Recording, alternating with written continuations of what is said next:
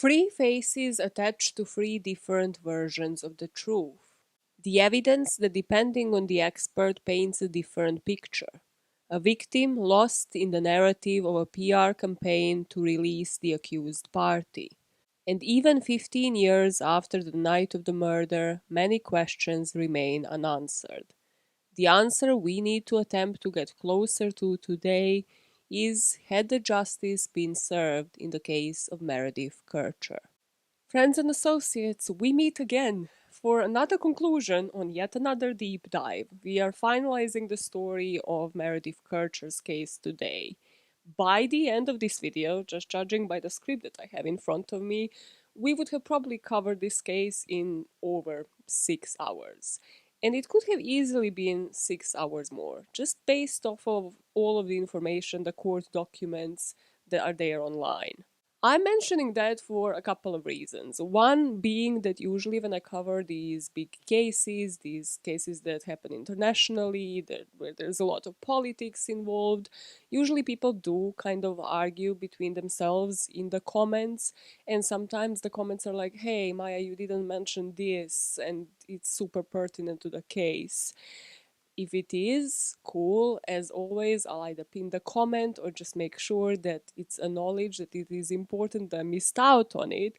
But in this case, just, an FYI, as we go into the discussion of appeals and stuff, there are going to be like names that I might not develop on because it would have taken us another 10 hours to actually go into details on every single person that is pertinent to this case.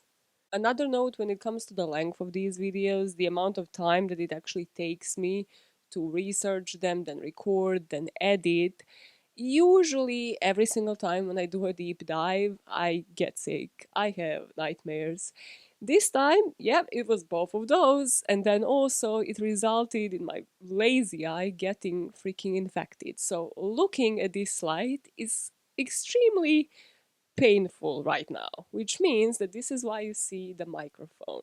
This video will mostly be audio and then just pictures and videos overlaying it. Cool. Some of you won't like it, deal with it. It was either that or you waiting for this story for another week for the conclusion of it. So I chose this option, okay? So you see my face now, and then you won't see it for the rest of the video. Cool. Great. I'm so happy we had this talk. Now that is out of the way, what is on our agenda today? Where are we picking up from? We are picking up from the arrests. We are going to be talking about signed statements in order to avoid like all of the hearsay, everything that maybe tabloids have published in all three instances. We're going to be talking about how Rudy was caught and then his signed statement with the police. Then we are going to be focusing on arguments at pre-trial and trial, the way that I'm going to do this in order for it not to be a 10-hour video. I will split it, prosecution, defense, and then tell you the timeline for both of those sides. We'll talk about the verdicts, and that is where the book that is behind me that John Kercher had written ends. We're going to be talking about Amanda's PR campaign, on what basis are all of these three people walking the streets now, and then the appeals process, and also where the case stands now, where all of these parties are in the world. So without further ado, the face is gone and the microphone stays. So you have a better sound. Hey, this is my podcasting mic. Cool. Let's dive into the conclusion on the case of Meredith Kercher. We are first going to pick up in real time and talk about the arrests through parents' eyes, rather through John Kercher's eyes from the book. So we left it off with the police finding 2 smoking guns. The police in real time where we are picking up would have only had the knife at this point. They would have been testing that, and as we know, the bra clasp wouldn't be taken into evidence for another 47 days. During that time, rather between the 2nd of November and the morning of the 6th, Amanda and Raphael would be displaying odd behavior. They would be being brought in to the police station every day, and they thought they were treated as witnesses. They would also be brought into the cottage in order to describe how they found it on the morning of the 2nd before they made the calls to 112.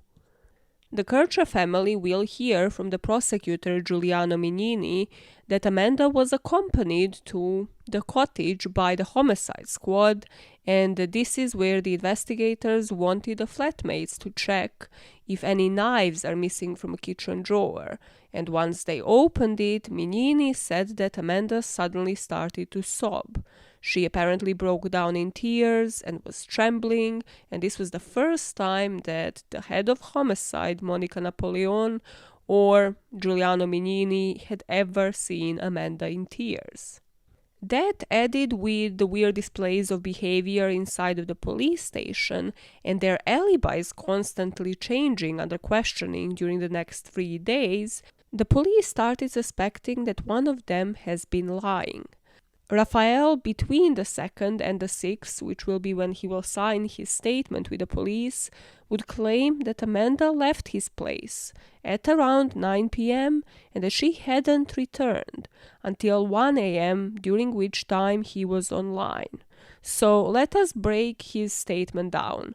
Raphael will only have this one signed statement that will be signed at 3:30 a.m. on November the 6th. And I'm going to put it on the screen for you to read through it, and I'll give you just like the key takeaways. Their statements would match on what they did the day of the 1st, so that they were inside of the cottage, and then around 4 p.m. Meredith left in a hurry, and Amanda and them stayed there until about 5:30. But then, instead of what Amanda will say, that they just went to Raphael's flat and this is where they stayed until the next morning, Raphael would say that they went into the town center. This is where they stayed until about 8:30 or 9, which is when he went home alone. And Amanda told him that she's gonna go to the pub where she was working, Le Chic, because she wanted to meet some friends. Now we know that there was a whole alibi here at around 8:40 p.m. by the Serb Jovana Popovic that went to Raphael's flat. He doesn't mention that at all. He doesn't remember the exact times, but he remembers around 11 p.m. his dad called. He was high at the time, apparently just watching things on his computer, and Amanda hadn't come home yet. Then he browsed his computer for like other few hours, and Amanda apparently returned around 1 a.m. He doesn't remember if she was wearing the same clothes that she was wearing earlier that day, or if they had sex. He only remembers the next day, they wake up around 10 a.m. She tells him she wants to go home and take a shower and change her clothes. So around 10:30, she left and he went back to sleep. According to him, once Amanda returned, the two of them just sat down, probably they had breakfast, and then she started talking to him about the odd occurrences that she has been seeing inside of that house. He will say that during this time, when she was telling him about everything that's off at the cottage, that Amanda told him that she had called Filomena and Meredith, but that Meredith wasn't answering her phone. And then at around noon, they leave his house, they pass the car park and reach Amanda's place. To walk there, it took them about 10 minutes. Raphael, as we know from the beginning, will be saying that once they made it there, Filomena's door was wide open, which is gonna contradict what Amanda would say later, that there was some glass on the floor and that the room was in complete mess. The door to Amanda's room was also open and he noticed it was tidy. Then they noticed Meredith's storeroom was locked. Amanda told him about the blood in the toilet sink, so he went to check it out, and he says it looked like mixture of blood and water, while the rest of the bathroom was clean.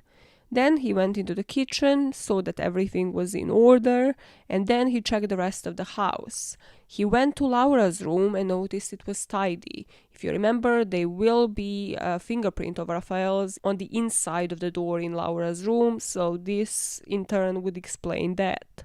And while he was checking Laura's room, Amanda went inside of the poop toilet, the one that is bigger, where she dried her hair, next to the kitchen, and she came out frightened, telling him that earlier, when she took the shower, she had seen that there was feces inside of that toilet, but now the toilet was clean. He went in to inspect and saw that feces was still inside of that toilet, and this is when he was just completely spooked by this whole story. So he suggested Amanda calls Filomena. He called his own sister, who then advised him to call 112, which would have been the switchboard. They would know what they're doing and what kind of police to send. And by that point, postal police already came because they found Meredith and Filomena's phone. Well, rather, they will be referred as two phones that were owned at that point by Meredith. This statement and the fact that it contradicts Amanda so much would just further plant the seed in the prosecutor's mind on Amanda's guilt. And by this point, by the 6th, they would have looked into her text history.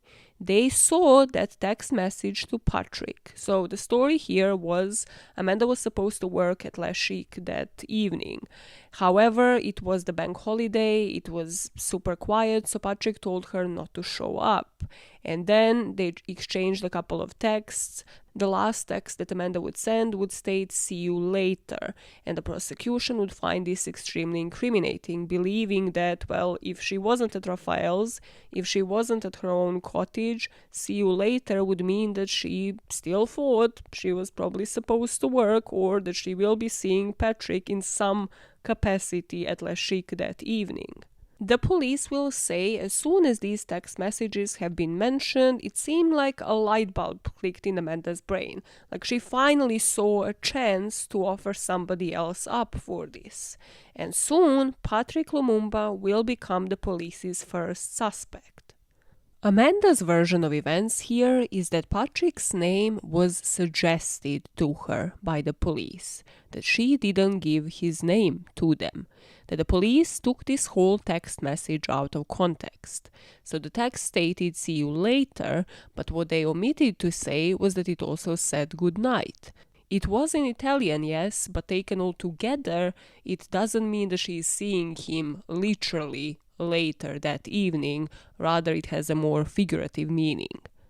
According to her, the interrogators told Amanda to imagine that she was at the cottage, to imagine that Patrick himself committed the crime. And that didn't really seem possible to Amanda, so she instead tried to explain to the police that none of what they were saying made sense. She knew that she wasn't at the cottage at the time of the murder.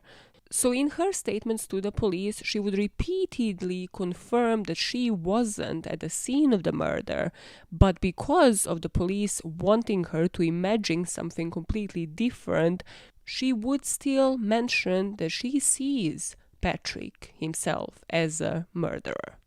To break this down, there are 3 main points about Amanda's confessions. First of all is that there are 3 of them. 3 versions, 2 that will later be discarded but will still be accepted during the trial on the charges of calumny, charges of false accusations. And in all 3 of them, Amanda would mention Patrick in some form. Second bit is that Amanda will claim that they were coerced and that the police introduced Patrick, then fed her the words, that they didn't get her the interpreter, and that when she wouldn't say what they wanted her to say, that they kind of lightly slapped her. It wasn't torture, but also it wasn't the methods that the police should be using. And that they weren't recorded. And under the point of coercion, that she will be interrogated by the police within those 5 days for 43 hours. And we have to take into consideration when these signed statements have actually been signed, which is middle of the night. So there's a whole coercion point.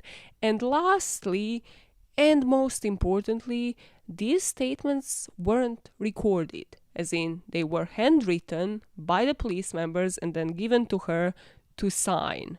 But this was 2007. You gotta question why they weren't recorded. And then you gotta have that in the back of your mind as we go through her actual statements, because anybody could have said anything. And that includes Amanda, who said she was questioned for 43 hours across 5 days.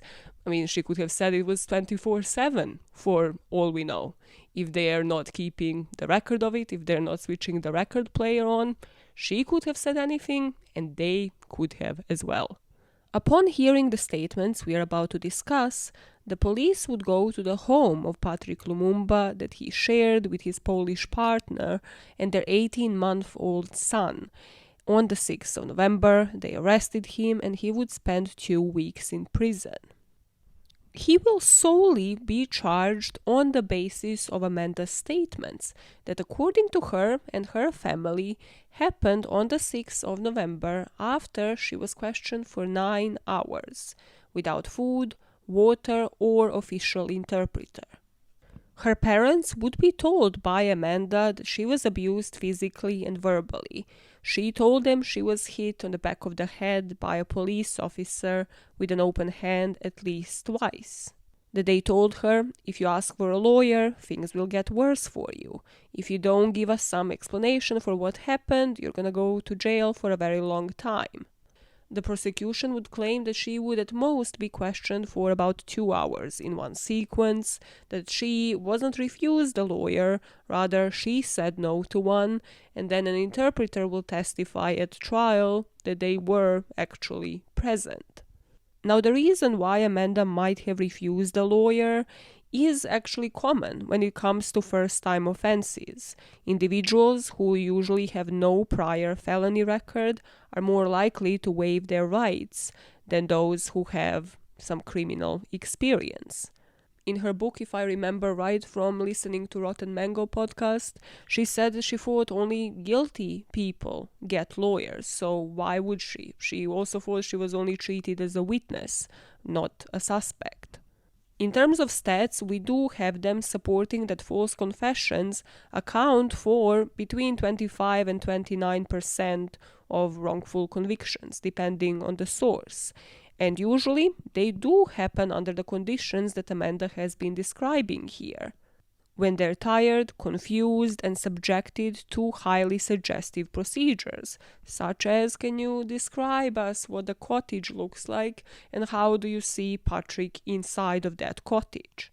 There are 3 main factors that lead to coerced confessions, which, if you believe this side of Amanda's story, you can see how certain points can fit into it. The first one is isolation, that usually heightens the stress of the interrogation, especially if it happens after extended periods of time, and it increases the suspect's motive to escape. Then you have confrontation, in which the suspect is accused of the crime, presented with evidence, whether it is real or manufactured. Here you have the text message. This is what we are saying that this means, and are blocked from denying that. And then you have minimization, where the crime is morally justified. You just confess to it, nothing is going to happen to you, you can immediately go home. Here, she didn't have a family member there. She was separated from Raphael. She was technically inside of that police station by herself. According to her, isolated, sleep-deprived, tired, and not even given any food or water. As mentioned though, none of this is on the record, so it is just Amanda's word against the prosecution's word. And something, again, just like you should take everything that Amanda is saying with a grain of salt here, you should also take what she isn't saying, what she isn't doing. And that is that she didn't withdraw the false accusation, even at her first hearing. She didn't withdraw it during the first statement, the second one, the third one, which is the letter to the police, and also at the first hearing in front of the actual judge on the 8th of November. There were multiple times where Amanda could have said that yes, this isn't clear in her mind, but she just never did. She would always mention Patrick in some form. So let us talk about these signed statements. The first one that will be signed at 1:45 a.m. on November the 6th will be ruled out by the Supreme Court eventually. It still will be used as the evidence of calumny, false accusation, but not for her murder charged. However, it will be looked at during the first trial and they will still give much credence to it. I will read out certain parts of it just for people who are, I don't know, cleaning their kitchens and not really looking at the screen during this video, just for you to actually hear how it sounds. So she said, I wish to clarify that I know and see other people who have also come to my house sometimes and who have also met Meredith, and of whom I will provide the relevant mobile numbers. One of these people is Patrick, a colored citizen who is 170 to 175 centimeters in height. She describes him, where he works, and then describes the text message exchange, saying I replied to the message saying we would meet immediately. Therefore, I went out telling my boyfriend that I had to go to work. I wish to state first that in the afternoon I had smoked a joint with Raphael, therefore I felt confused because I do not usually make use of narcotics nor harder drugs. This statement concludes by her saying, I met Patrick soon after the basketball court and we went home. I do not remember if Meredith was already there or if she came later. I find it difficult to remember those moments, but Patrick had sex with Meredith, with whom he was infatuated, but I do not remember well if Meredith had been threatened before. I vaguely remember that he killed her. Now, as I mentioned, the Supreme Court will rule this statement out, on the basis that it was signed when no attorney was provided, and also that the signee was experiencing a psychological abnormality from being exhausted, over question, denied food, water, bathroom, coercion, stress, and confusion. But after hearing how it sounds, and also maybe observing it on the screen, does it sound to you like it was written or, narrated by somebody whose first language is English? Because to me, that is the thing that struck me first. Like, it sounds like somebody who has a good grasp of English, but it just doesn't flow. So let us discuss the second statement that was signed at 5:45 a.m. Here it seems as if they just pick up from the last statement. So she says she wishes to relate spontaneously what happens because she is afraid of Patrick. So the two of them actually met at the basketball court at about 9 p.m. It is stated, we went to my apartment in Via della Pergola. I do not clearly remember if Meredith was already at home or if she came later. What I can say is that Patrick and Meredith went into Meredith's room, while I think I stayed in the kitchen.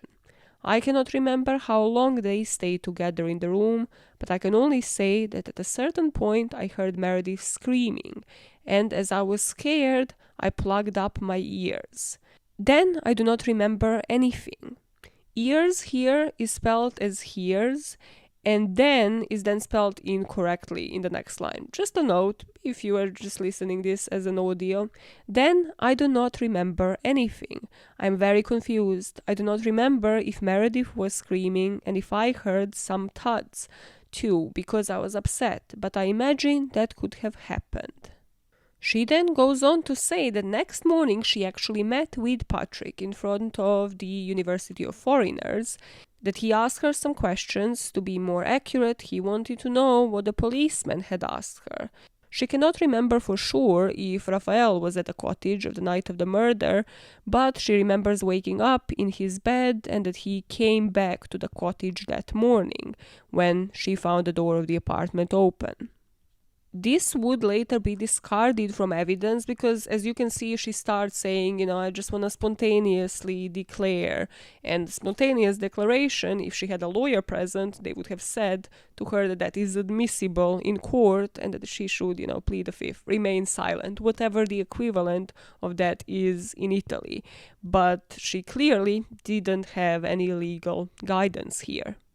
Now compare the language in both of those statements to the actual handwritten note that Amanda had written to the police on November the 7th, so after she was actually arrested. And this one would be admissible for both calumny charges and murder charges later. She still admits during this statement that she is confused about what happened, that she has been told that there is hard evidence at the place of the murder of her friend, and she knows that Raphael has placed evidence against her, saying that she left him during the night of Meredith's murder. But let me tell you this, Amanda states. In my mind, there are things I remember and things that are confused. My account of this story goes as follows, despite the evidence stacked against me. She mentions that they saw Meredith leave, that then they decided to go to Raphael's, which is where they stayed and watched Amélie. She said that evening they saw Meredith leave, after which Amanda and Raphael would go to Raphael's flat to watch Amélie. Patrick told her not to come into work, so she sent him a text message, "I'll see you later, good night." Quote, I told Raphael that I didn't have to work and that I could remain at home for the evening. After that, I believe we relaxed in his room together. Perhaps I checked my email, perhaps I read or studied, or perhaps I made love to Raphael. In fact, I think I did make love with him. However, I admit that this period of time is rather strange, because I'm not quite sure. I smoked marijuana with him, and I might have even fallen asleep. One thing I remember is that I took a shower with Raphael, and this may explain how we passed the time. In truth, I don't remember exactly what day this was, but I do remember we showered and cleaned ourselves for a long time. He took care to clean my ears and dry and brush my hair. She does mention that after they ate dinner that night and Raphael went to wash the dishes, that they noticed that the sink has flooded the floor. So that in turn would lead her to actually go back home next morning to shower and then pick up the mop to basically transport it to Raphael's flat for her to mop that floor. Amanda stated that during her confession, because she was under pressure, her mind came up with these answers. Quote, in my mind, I saw Patrick in flashes of blurred images. I saw him near the basketball court. I saw him at my front door. I saw myself cowering in the kitchen with my hands over my ears because in my head I would hear Meredith screaming. But I've said this many times so as to make myself clear. These things seem unreal to me, like a dream. And I'm unsure if they're real things that happened or are just dreams my mind has made to try to answer the questions in my head and the questions I'm being asked. But the truth is, I'm unsure about the truth, and here's why. Then she goes on to say that the police have said that they have the hard evidence to prove that she was in the house, that Raphael gave a completely different statement, and that she can't explain why he would lie. And she also mentions the fact that she can't fully recall the events that she is claiming took place at Raphael's home during the time that Meredith was murdered, and that looks incriminating. But she again reiterates here, I stand by my statement that I made last night about events that could have taken place in my home with Patrick. But I want to make very clear that these events seem more unreal to me than what I said before, that I stayed at Raphael's house. She concludes this statement saying, there is one thing that I think in myself is true, but there is also another possibility that could be true, and I can't honestly think for sure what is what. I'm trying, I really am, because I'm scared for myself. I know I didn't kill Meredith. That's all I know for sure. In these flashbacks that I'm having, I see Patrick as a murderer.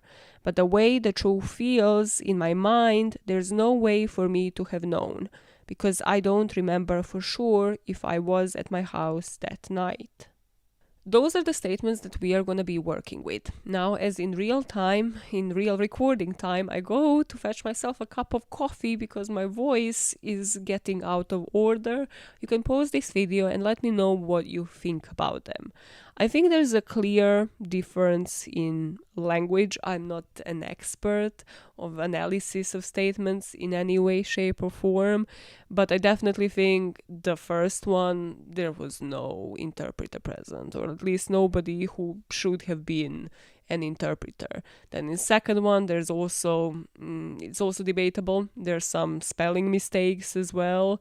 And then the third one is clearly written by Amanda herself.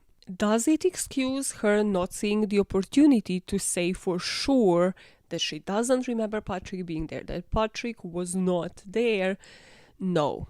But I think if there is one thing where I can give Amanda benefit of the doubt, and this worked to her detriment truly in this case, is that she didn't really have any true crime knowledge, any justice system experience prior to this trial. Otherwise, she would have hired a lawyer. She wouldn't have uttered a single word before that. A lot of things here really depend on that. Just the lack of knowledge of what she should and shouldn't be saying and how. What the Kercher family will hear is that 5 days after the killing of their daughter, the judge will grant the request for their arrests. And this will be as at this point they had sufficient evidence to hold them, and they thought they were a flight risk. A scenario apparently had to be proposed for them to be arrested, and here the judge would outline a scenario for the events of the 1st of November, and this scenario will unfortunately also involve Lumumba. So the parents will hear that their daughter had been sexually assaulted for the first time. They will hear that she was probably forced to have sex against her will, she was threatened with a knife, and then that threat developed into something more serious. In this scenario, Lumumba was an instigator, but all three of them were involved. And as the family is hearing this scenario, they're just thinking, Amanda, like the roommate, they knew that she didn't get on with Meredith. Because Meredith already told her parents about Amanda's personal habits, how she would bring strange men to the house. But the idea that it was just that, they weren't the best of friends, but again, there's just no reason for this murder seemed preposterous to the Kercher family. 2 weeks later, the prosecution will finally release Patrick Lumumba. They couldn't find any proof of his presence at the cottage of the night of the killing, or just at the cottage in general, and there were multiple witnesses stating that he was in the bar. He just didn't want to pay Amanda, basically, for any extra hours that he didn't have to when it was quiet. Patrick, however, believed that he was purposely framed. I mean, just put yourselves into his shoes. Like some random girl that you have hired to work for $7.25 per hour just decides to mention your name in the police interrogation. Yes, again, it could have been the police, but she didn't really withdraw those claims. He believes that Amanda did this in order to distance herself from the crime, that it was because of jealousy. Because Patrick had actually met Meredith before. She came to the bar also looking for jobs, saying how she makes great mojitos. So it was just like a small exchange. But he also knew about the dynamic in the house. So he started insinuating maybe it was due to jealousy, because Meredith was a natural. She was a natural queen bee, and Amanda couldn't stand it. And Patrick wouldn't be the first person to start speculating on the motive. The narrative had already begun. What could have been the possible motive? Two individuals meet one another a week before the murder, and then they just conjure this up for the two of them to commit it. Because remember, at this point, they still have no idea that Rudy Gude had also been involved. So if you can't find the motive, invent one. And because Amanda was the first person to have been considered here, because her statements weren't matching up Raphael's and also weren't really matching up her own, or rather, they could have been coerced, but the media didn't know that. And this is where the destruction of her character had truly begun. I have said before, I'm not about to turn this into the Amanda Knox show. It already is as it is because of the amount of information that is about Amanda. But let me just read out some of the article titles. Foxy Noxy, Behind a Hollywood Smile, a liar, a narcissist, and a killer. Foxy Noxy, as we know, is the nickname she was given as an 8-year-old playing soccer in Seattle. However, this is when it would get completely twisted. And a lot of people, including myself, before this research, had never known that this hasn't been given to her by the media. Foxy Noxy wanted to go shopping after Meredith's murder. Foxy Noxy claims female cellmate begs her for sex because I'm so pretty. The Foxy Noxy Show. Smiling murder suspect makes grand entrance as trial begins. Her prison diary will be made public in 2008 with the titles Diary reveals Foxy Noxy's sex secrets. Amanda Knox, Foxy Noxy, reveals her lesbian trauma.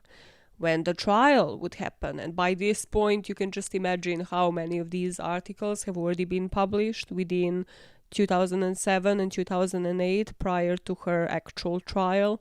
She would be called the angel-faced killer with ice-cold eyes. Every single one of these articles would focus on Amanda, on her promiscuousness, on her sexuality, on what she would get up to prison now that she is a 20-year-old who is deprived of her freedoms outside, and what she is writing in her diary. And her parents really describe this well in the book, because they just describe how the focus immediately shifted onto the killer. They just see different accounts in the papers, some portraying Amanda as a studious girl, some saying she used drugs as means of escape, just making sure that everything sounds 10 times more dramatic. And what that meant is that the shift changed from Meredith.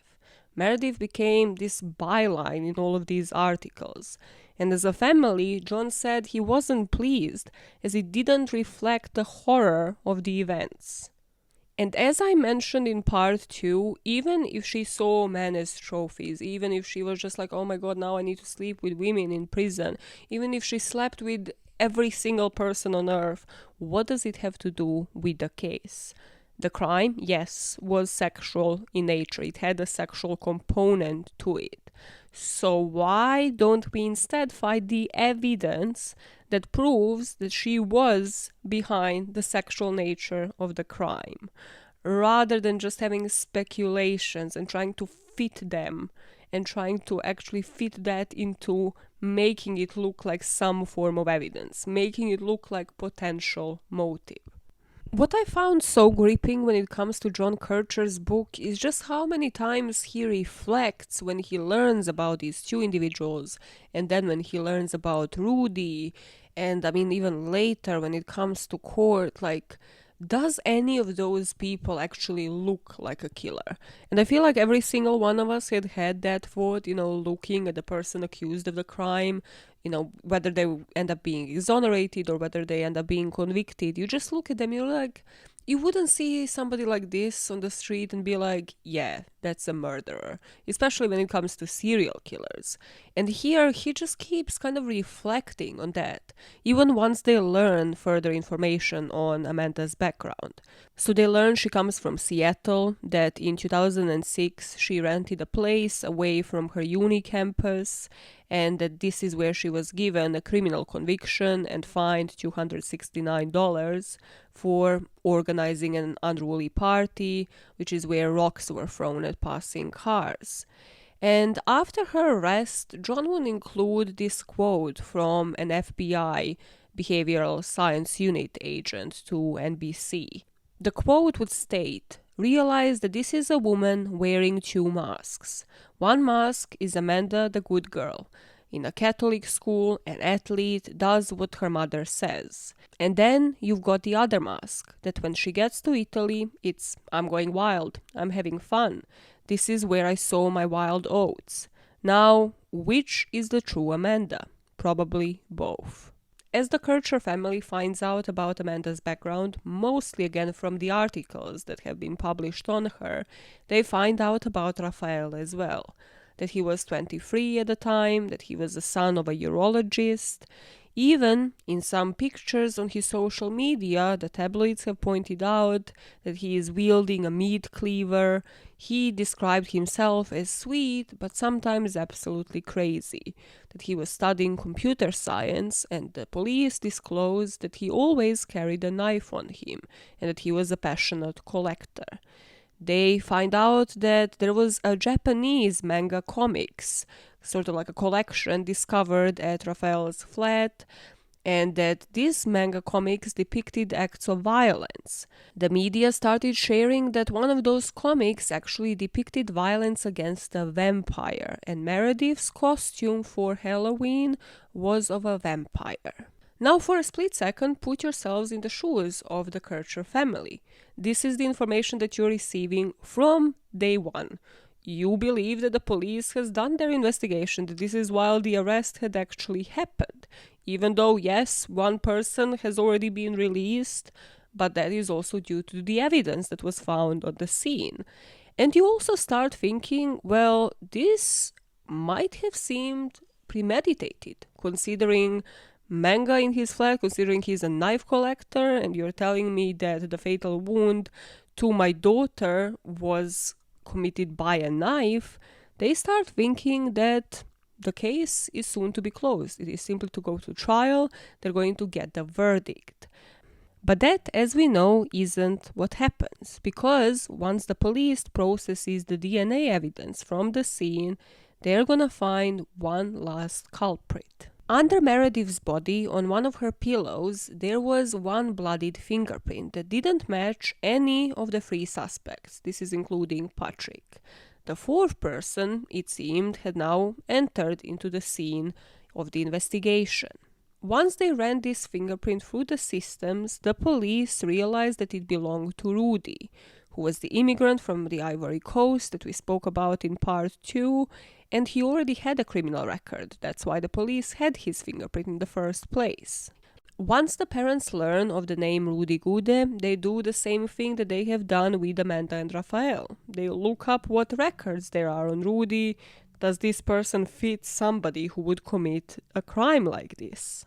They find out that there was, beyond the evidence, an eyewitness testimony that stated that somebody basically brushed past Rudy as he was fleeing the scene of the crime.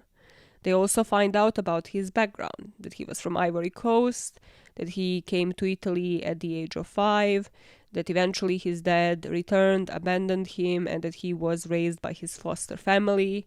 They read quotes by the foster family stating that he was a good liar from the very good age, that they have really tried their best to give him a job, but he just wouldn't show up, wouldn't work.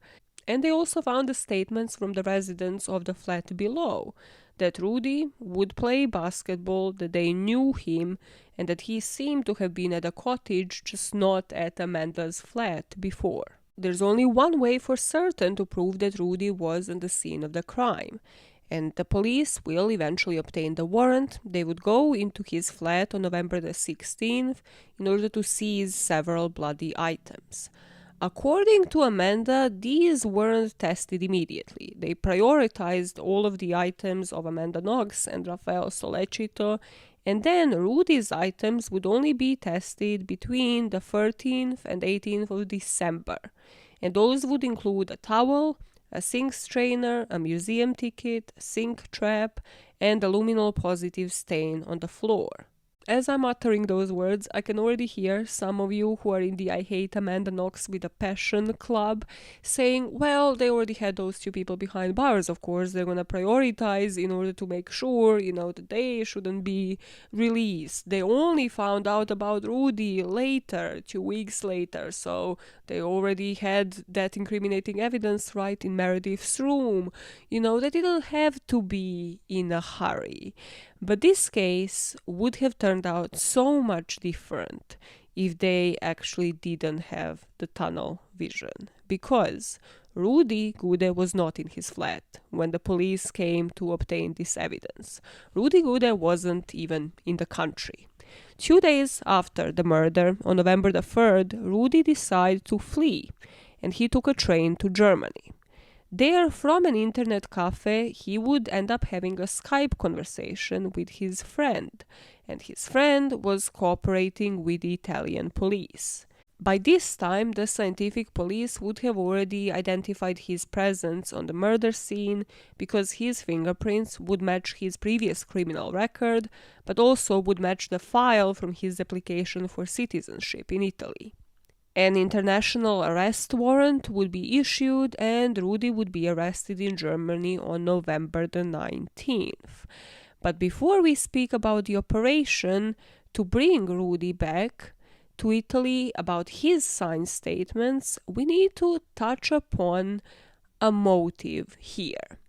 I don't plan to mention this beyond this point, but If the police had focused on the right things from entering the cottage and realizing that there has been a murder that was committed there, Rudy could have been caught within days. He wouldn't have had a time to flee. There was a forensic engineer called Ron Henry that wrote a book on this case called Single Attacker Theory that one of you suggested I look into. I actually came across it while researching this part anyways, but then I looked into other bits on it, and he specializes in accident reconstruction. So he pointed out flaws that the police has made since entering the crime scene that could have led to Rudy's arrest, could have led to them matching that fingerprint much earlier. For you to understand that fully, let us touch upon this, because this particular bit I really haven't seen anywhere, and it drives me actually nuts. And that is the question of the motive. So, of course, I've seen it in police files, like what the prosecution will claim as the motive, and that will change, which again, not really the best. It will change from a sex game gone wrong, it might be a satanic sex game, it might be to do with a Japanese manga, to the potential argument between Amanda and Meredith about the rent money, about anything. The two of them didn't have as great of a friendship as Amanda would say they did. And then, of course, the defense team would always claim that there's just no motive here, because that would mean that Amanda and Raphael would have premeditated it. If there had been any type of motive, and the two of them always claim their innocence. Now, there is a motive here, and I don't know why people don't understand this. Meredith was sexually assaulted, meaning that the motive, at least partially, was sexual. So reason with me, okay? We don't know if the rent money had been stolen for sure. We just know that she took it out of the ATM machine 2 days before her murder. But Rudy, or if there was another person, or if all three of them had committed this crime, they could have killed her and then left. Stolen that money, not stolen a thing, and just left. But rather, they proceeded to sexually assault her. You can see that as somebody who is desperate, doesn't want to leave any witness of the robbery behind, then proceeds to go through her bag, to take her credit card, to take her money, to take the keys in order to delay them from being discovered. You know, he was desperate, he has just moved from Milan to Perugia again, he probably had to pay rent. However, yet again, he could have murdered a witness to the robbery and then gotten out the door. But the sexual assault did happen, so the motive, in a way, at least partially, is sexual. Let me know in the comments if you think I'm insane. I don't know. I just have not seen this stated like this anywhere, and it's kind of rubbing me the wrong way. On the back of that, what Hendrik had stated is, imagine being the police, going into the scene of the crime, figuring out that the body has been found disrobed, Meredith had been found naked. You immediately presume sexual assault. She had been covered, so yes, in a way you can see why would a male cover the body. It's somebody who is probably a female trying to cover her to give her some dignity. So they saw the staging part of it. But usually the perpetrator of sexual assaults are male. So what they should have done there is gone through all of the residents of the cottage, all of the visitors there, and had they done so, they would have figured out Rudy Gude was there, the only person that was in the cottage, only twice according to the accounts of the residents downstairs. Let us compare the fingerprints to the one that we have found under the pillow. And in that version of events, Rudy would have been arrested before the 3rd, before he was able to flee. And if they didn't see the break-in as staged, again, there was a second way where the police could have caught Rudy by Saturday, November the 3rd. This way would have required them to just simply consider the possibility that the break-in wasn't staged, that somebody actually tried to get in through the window. Had the police considered even for a second that that break-in wasn't staged, that it was actual point of entry, they could have then gone through the list of any known burglars in the area. Yes, the last one was in Milan, but had they looked into them, one of Rudy's burglaries, the one to a lawyer's office, was actually through a balcony, again on the first floor, sort of through that window. So this would have shown a pattern that somebody did have a history of breaking into places like this. Then they could have compared the fingerprints, catching Rudy 2 days after the murder, then having his shoes on the record.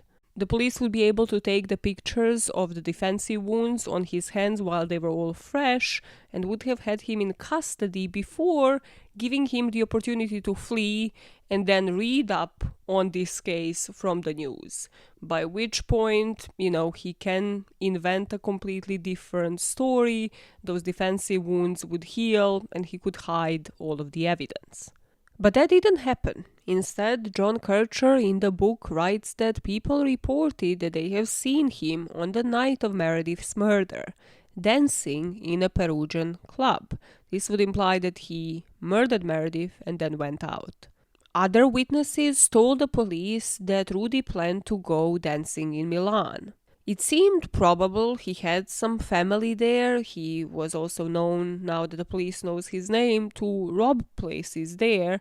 But it was only when one of his friends went to the police and told them that Rudy had contacted him via email that he was in Germany.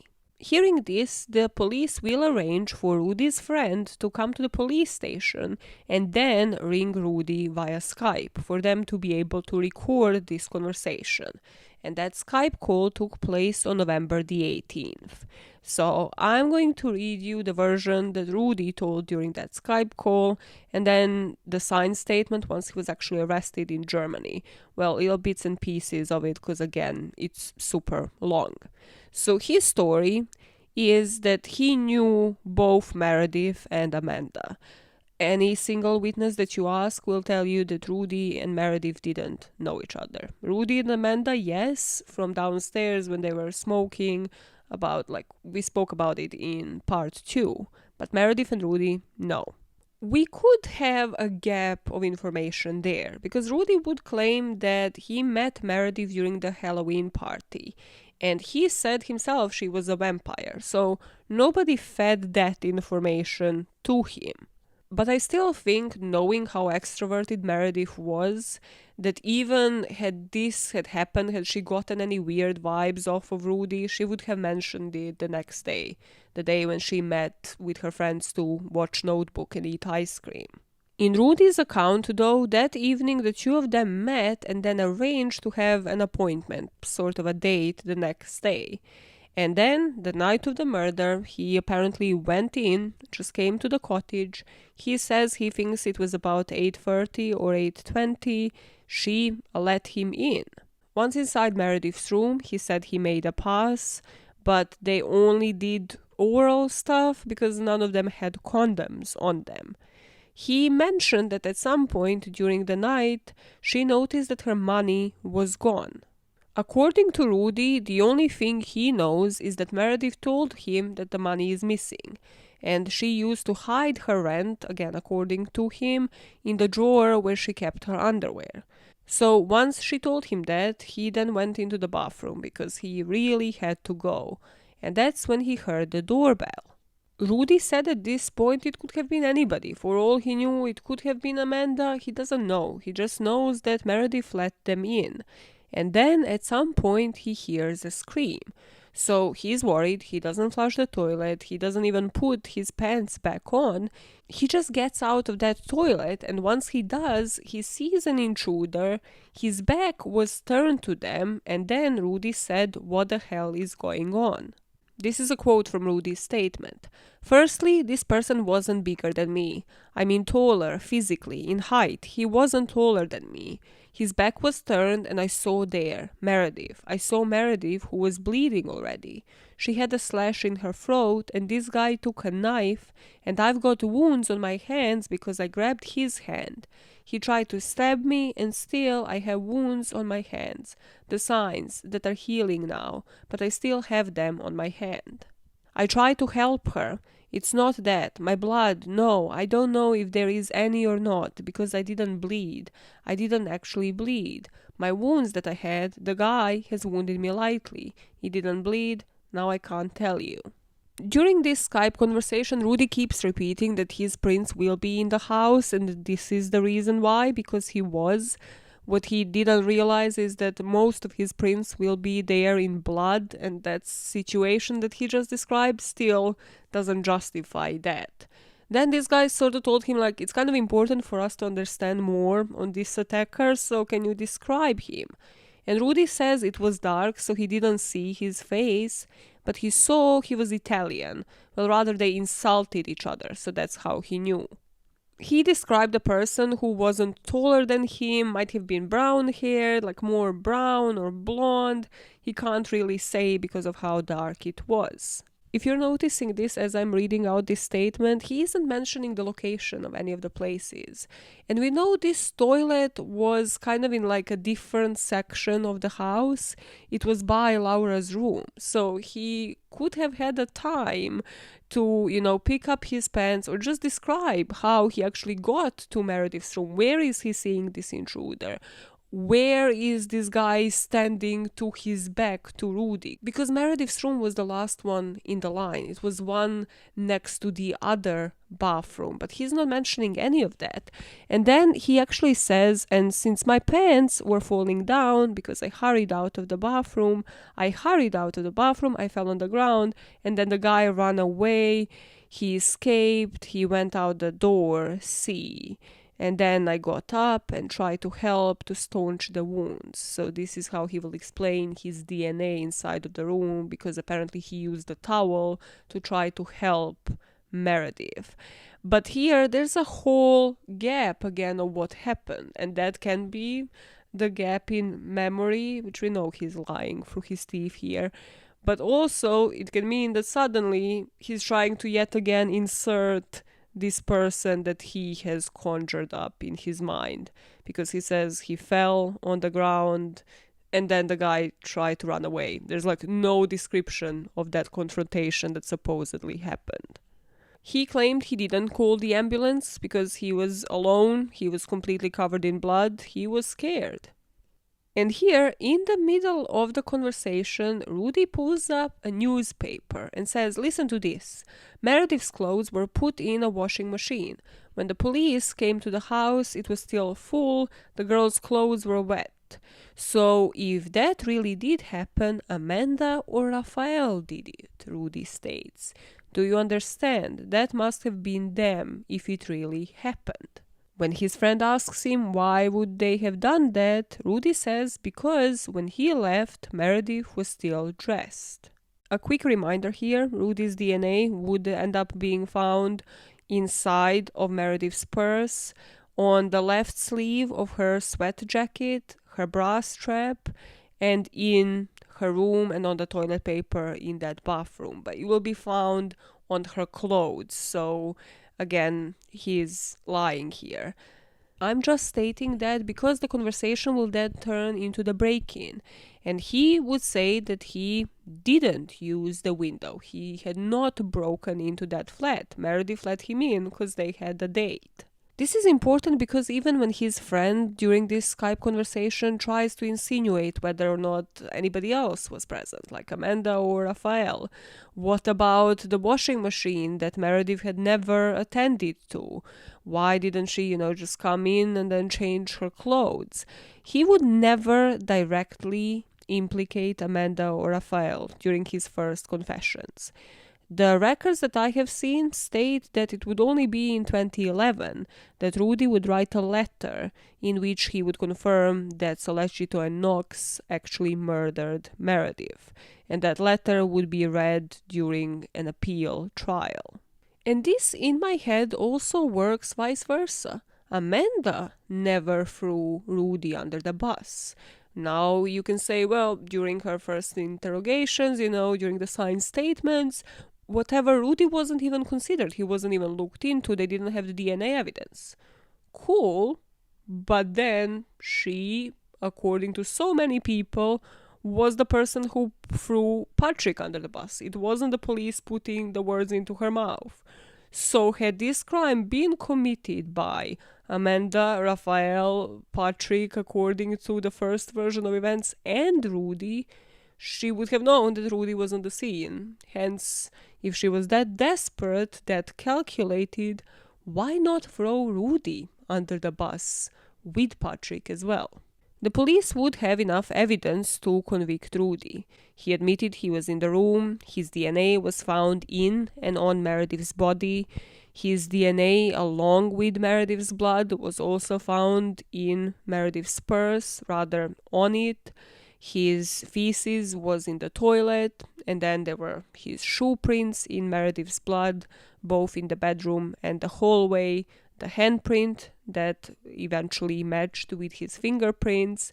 He also had cuts on his right hand that were still visible when he was arrested, and finally he fled the country. Why flee if he wasn't to have anything to do with this crime? During the Skype call, his friend would offer to wire him 50 euros so that he can actually take the train to Italy. This was all set in place, but of course, Rudy didn't appear on that train.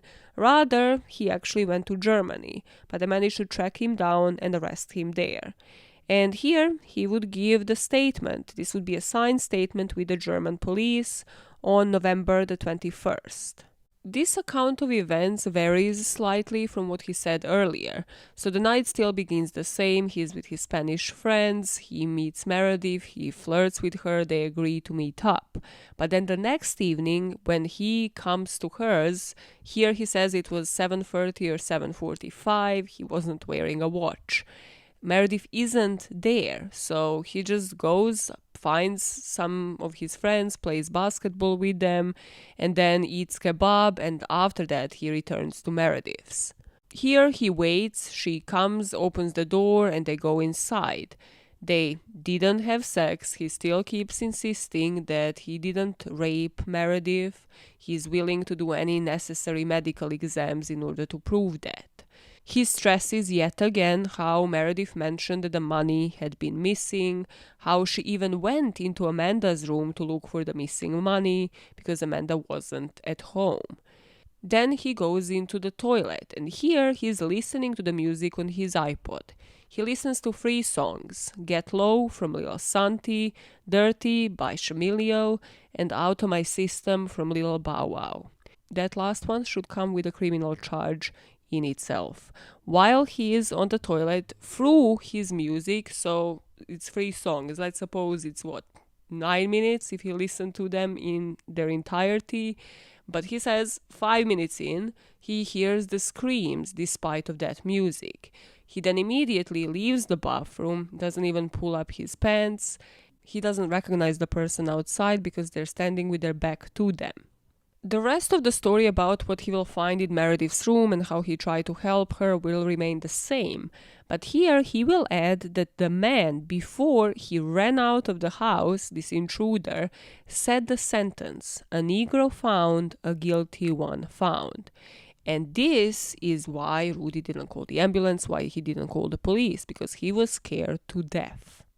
In his prison diary, Rudy will ruminate about how could have Amanda slept in such a mess. Whatever happened between the two of them? Why did they fight about the money? Did one of them steal it from the other? And then if thieves had been there, why isn't Amanda saying a word about the missing money? So this is from when he was arrested and kept in German prison before he was extradited to Italy.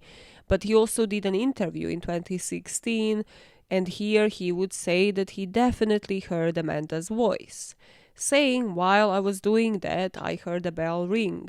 Meredith opened the door, and I heard the voice of Amanda Knox coming into the house. They started arguing. Earlier on, Meredith complained about her stealing money." Rudy had a chance to incriminate Amanda from the get-go, and he also had a chance to incriminate Raphael, because Rudy's fingerprints, one place where they will be absent from this flat, would be outside of the door leading to Meredith's room. This is, if you remember, where they will find Raphael's fingerprints, who said he tried in vain to open the door.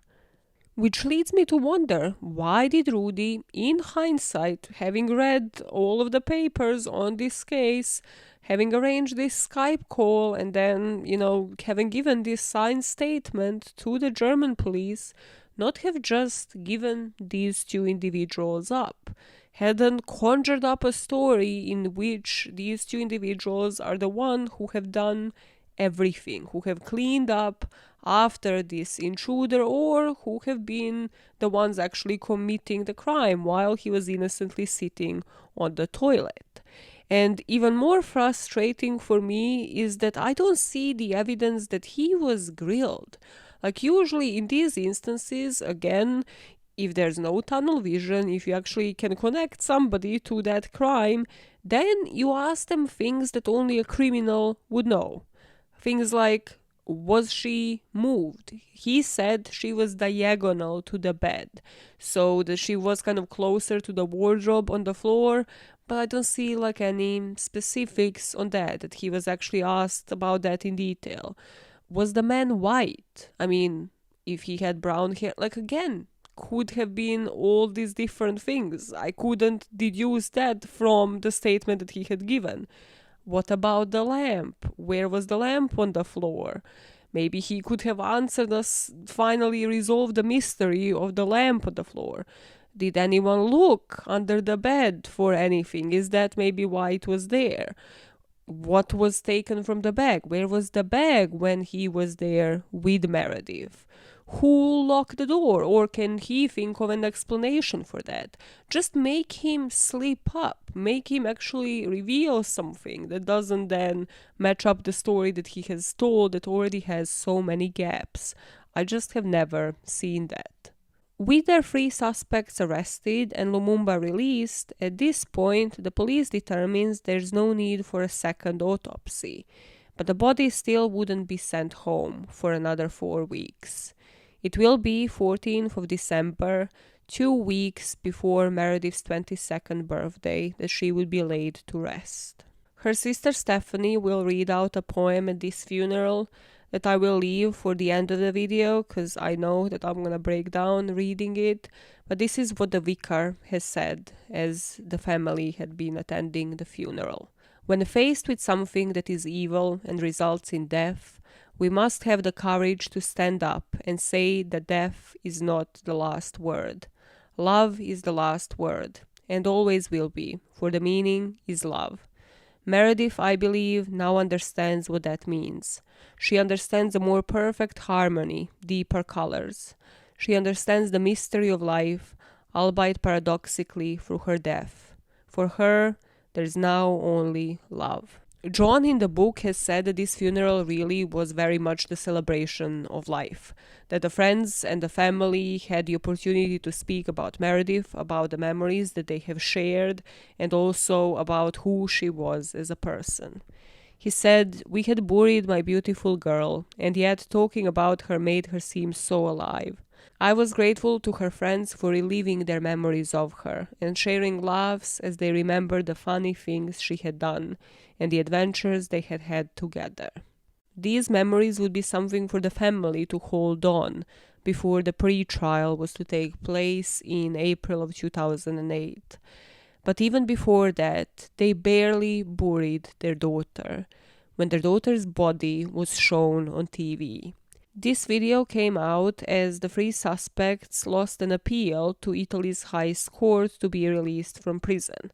So Italy doesn't have a bail system. They keep you in there until your trial, and they also then don't deduct that amount of time, which is usually a year or longer, from your sentence if you are actually to be convicted. This private television network called Telenorba 7 aired the 3-minute police video which showed Meredith Kercher's bloodied body.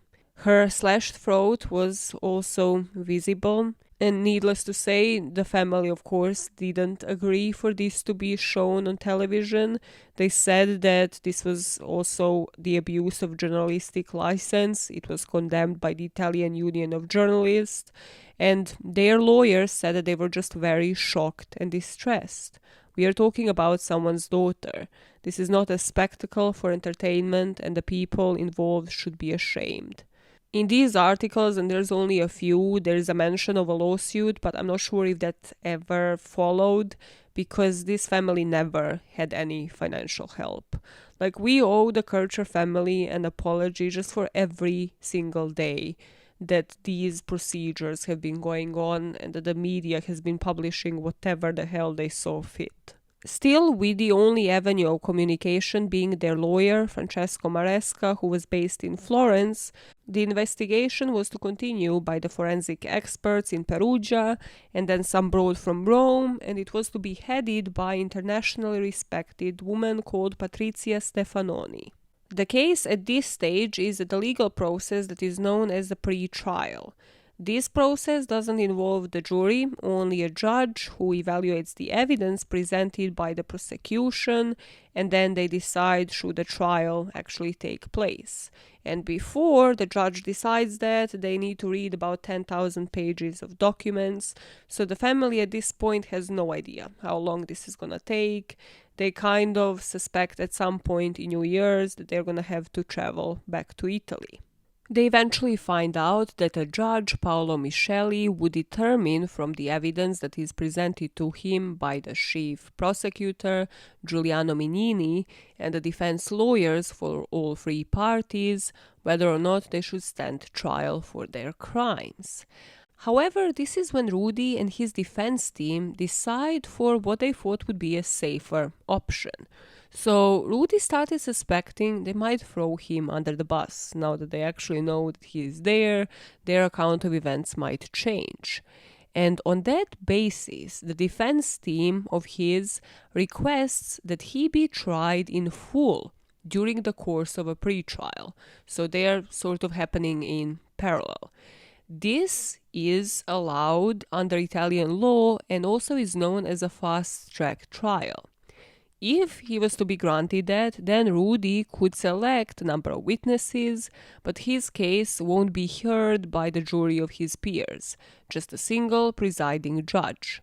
And anyone found guilty under such fast-track trial can look forward to a shorter sentence, because the reduction in the amount of time spent on the trial means that it's less costly to the state.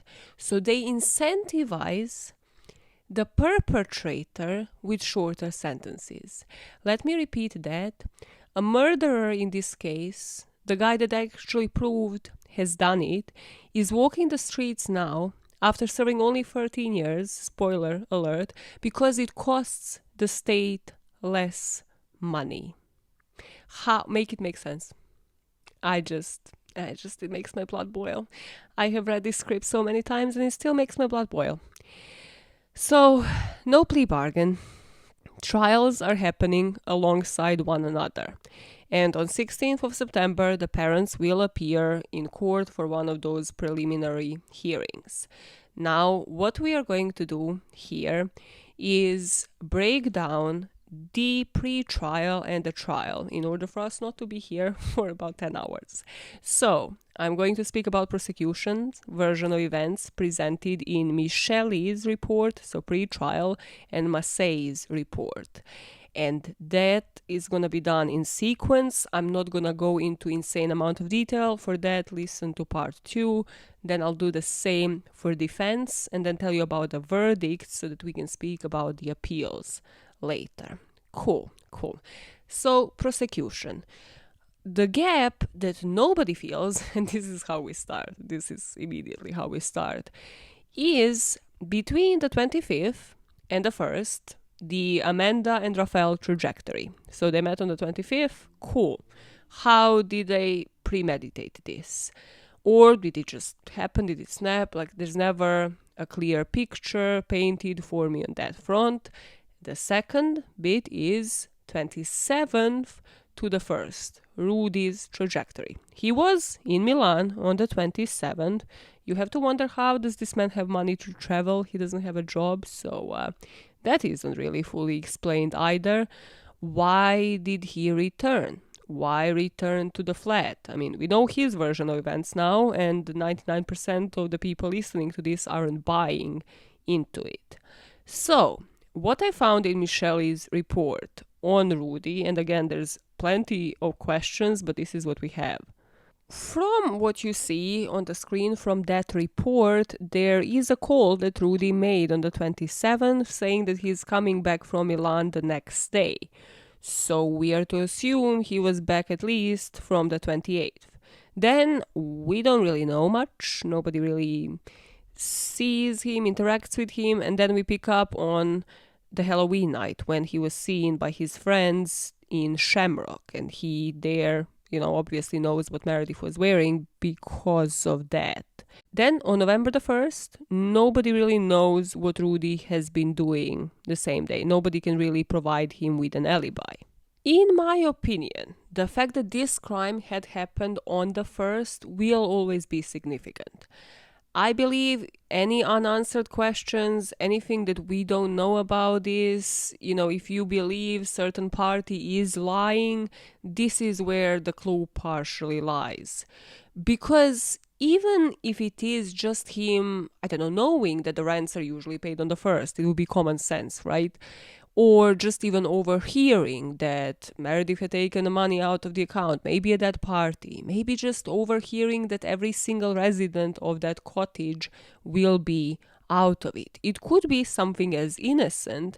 And then if you are also thinking whether or not Amanda or Raphael have been hiding something, well, then that would fill that gap, because they maybe weren't completely truthful about those dates. Maybe they were the person that have slipped up during the Halloween party or during any of those nights. Maybe they were at the basketball court in the city center and somebody said something, and now that's eating them alive because they know maybe because of that information this person or whoever the intruder was managed to break in. That gap, in prosecution's eyes, might be filled by one eyewitness testimony. This guy, Fabrizio Gioffredi, would testify in court. Then on the 30th of October, he parked his car at a junction where Via della Pergola, on which Meredith's cottage was situated, would lead to another road.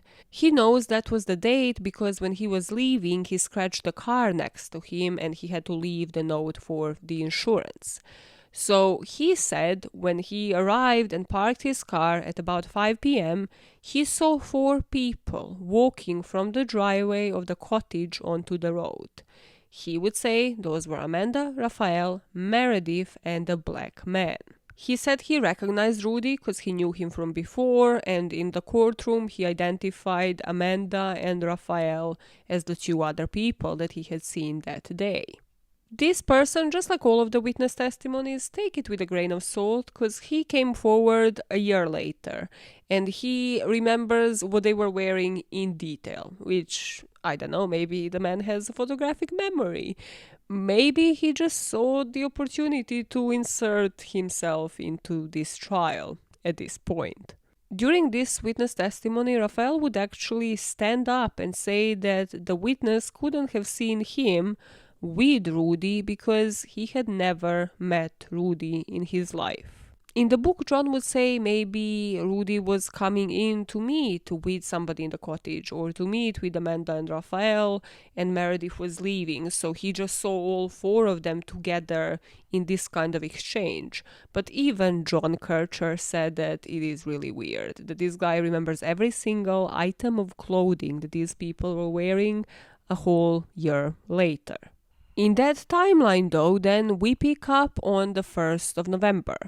Here we'll have the prosecution's version of events in which Amanda would actually go somewhere, probably to her home to let Rudy in at some point during the night because she sent that message to Patrick. The prosecution will show this is supported by Raphael's statement, but also that Raphael's dad didn't call him at 11 p.m., rather it was hours earlier, at 8:40 p.m. The computer experts will testify on behalf of the prosecution, saying that the computer wasn't used for an 8-hour period on the night of Meredith's murder. Rather, the digital data will prove that both of their phones were turned on at approximately 6:02 a.m. So the version of events here during this inactivity was that the two of them, Amanda and Raphael, would have gone from Raphael's flat to the cottage, would have probably arrived at 11 p.m.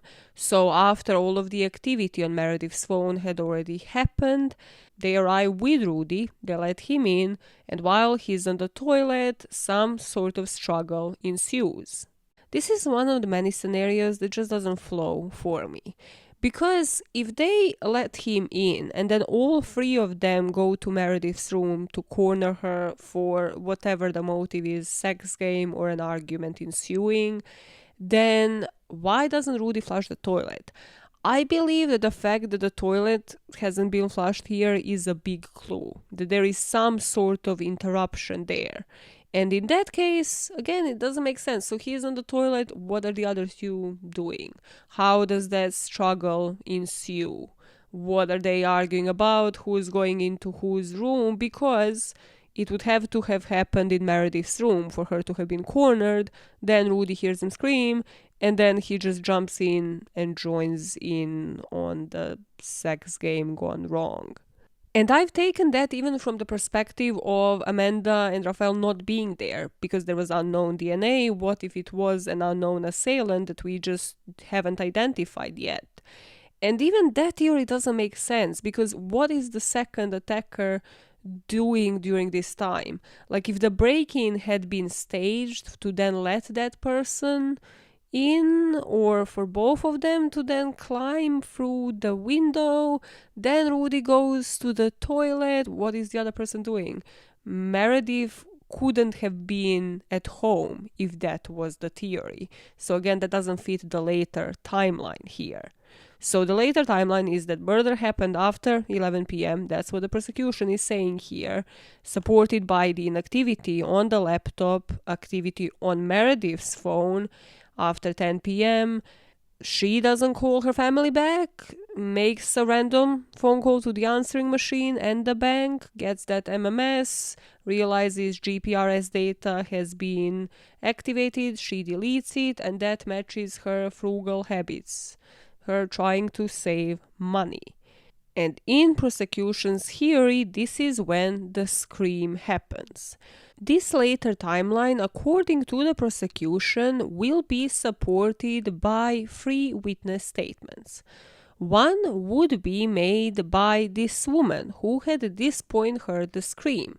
Nara Capesali was a 68-year-old woman who lived in a nearby apartment. She said she went to bed at around 9:30, but at around 11:30 she was awoken by a scream. This scream was followed by the footsteps of more than one person outside in the street. Some would argue that her house is too far, that she couldn't have heard this kind of scream or even the footsteps then, but my question here is, she described the scream as blood-curdling. However, she didn't bother to look at the time or to call the police. She has been given a lot of credence in the court, as will the other 2 witnesses. The other 2 witnesses will be called to court in order to testify to the presence of Amanda, Raphael, and Rudy at the scene of the crime. There was a woman called Alessandra Formica that testified that a young black man, who she later identified to be Rudy, violently bumped into her boyfriend. This was around 10:30 or 10:40 p.m. on the 1st of November. Apparently he didn't stop to apologize but just carried on running. This doesn't fit the later timeline if we are saying that Rudy, Amanda, and Raphael committed this murder at around 11 p.m., but joined with the next witness statement, it will place these 3 individuals there on that night, and that would be enough. Memories can change. Maybe people don't remember the exact timing. So the next statement would be by a homeless man called Antonio Curatolo. Amanda's team would say that Curato actually testified 9 times that he saw Amanda and Rafael hanging around outside of the basketball court from 11:30 p.m. to 12 a.m. And this contradicted the prosecution's suggested time of attack and provided an alibi for the two of them if you were to believe the prosecution's timeline. I mean, it would also say that they lied because Amanda stated that they were at Rafael's the whole night, but it kind of worked for them here. However, Antonio testified only once that he only saw Amanda and Rafael around 11 p.m. And Massey would ignore all of the other statements because this one was the one that fit their narrative. I've read Curatolo's testimony. He can't remember the day that Halloween is. This guy was highly addicted on drugs. He's dead now, so I don't want to speak ill of the dead. But he also said he wasn't sure if he took drugs that evening, but he does take them. Still, there was a lot of credence just given to all of these witnesses in order to prove that Amanda and Rafael had been there that night. Now that the prosecution can prove the presence of them around the cottage, then of course it's only logical that Amanda, the key holder, was the person to let Rudy in. And the sexual assault happens, the murder happens, and then they decide to stage this break-in. Further, that will be proven in luminol. Rudy's shoe prints will show that he was on the scene, and Amanda and Rafael's footprints in luminol. So just another thing to think about. In hindsight, Rudy's on the toilet, the two of them are taking their shoes off, their socks off in November in Italy when it's kind of cold. Sure, that apparently happens, and then the staged break-in happens, for which they probably have the most points out of everything. Let's be honest, nothing is stolen from Filomena's room, there's easier access to the house. It looked like glass was on top of the clothes inside of Filomena's room, and then there was also luminol, revealed footprints of mixed DNA in there, which would mean the crime happened in Meredith's room and then somebody staged it in Filomena's. On the staging point, I again hand over the baton to you to clarify what you see here for me, because here is another scenario that doesn't weave together, that the prosecution doesn't really explain nicely. So the murder and the sexual assault happen. Rudy leaves through the front door, which we know because of the shoe prints. They just let him leave. Like, they're just like, yeah, Rudy, we are gonna take care of everything like some masterminds. We're gonna clean the whole thing up and make sure that you are not implicated, and then they screw him over. Why? Just why? Why would they have such loyalty towards Rudy that they have barely known? Rafael apparently didn't at all, and Amanda has seen him possibly twice in that cottage. Where are these loyalties coming from? Or do you see that they're just selectively cleaning this house in order to eliminate Amanda and Rafael's DNA, and that they do mess up because they are not masterminds and this is their first time committing murder? Rudy has now left the place after also having gone through Meredith's bag, stolen the credit cards, the keys, and the rent money, possibly, ? He disposes of the two phones, and meanwhile Amanda and Rafael are cleaning up. They return to Rafael's flat the next morning. That's why their phones are switched on at around 6 a.m.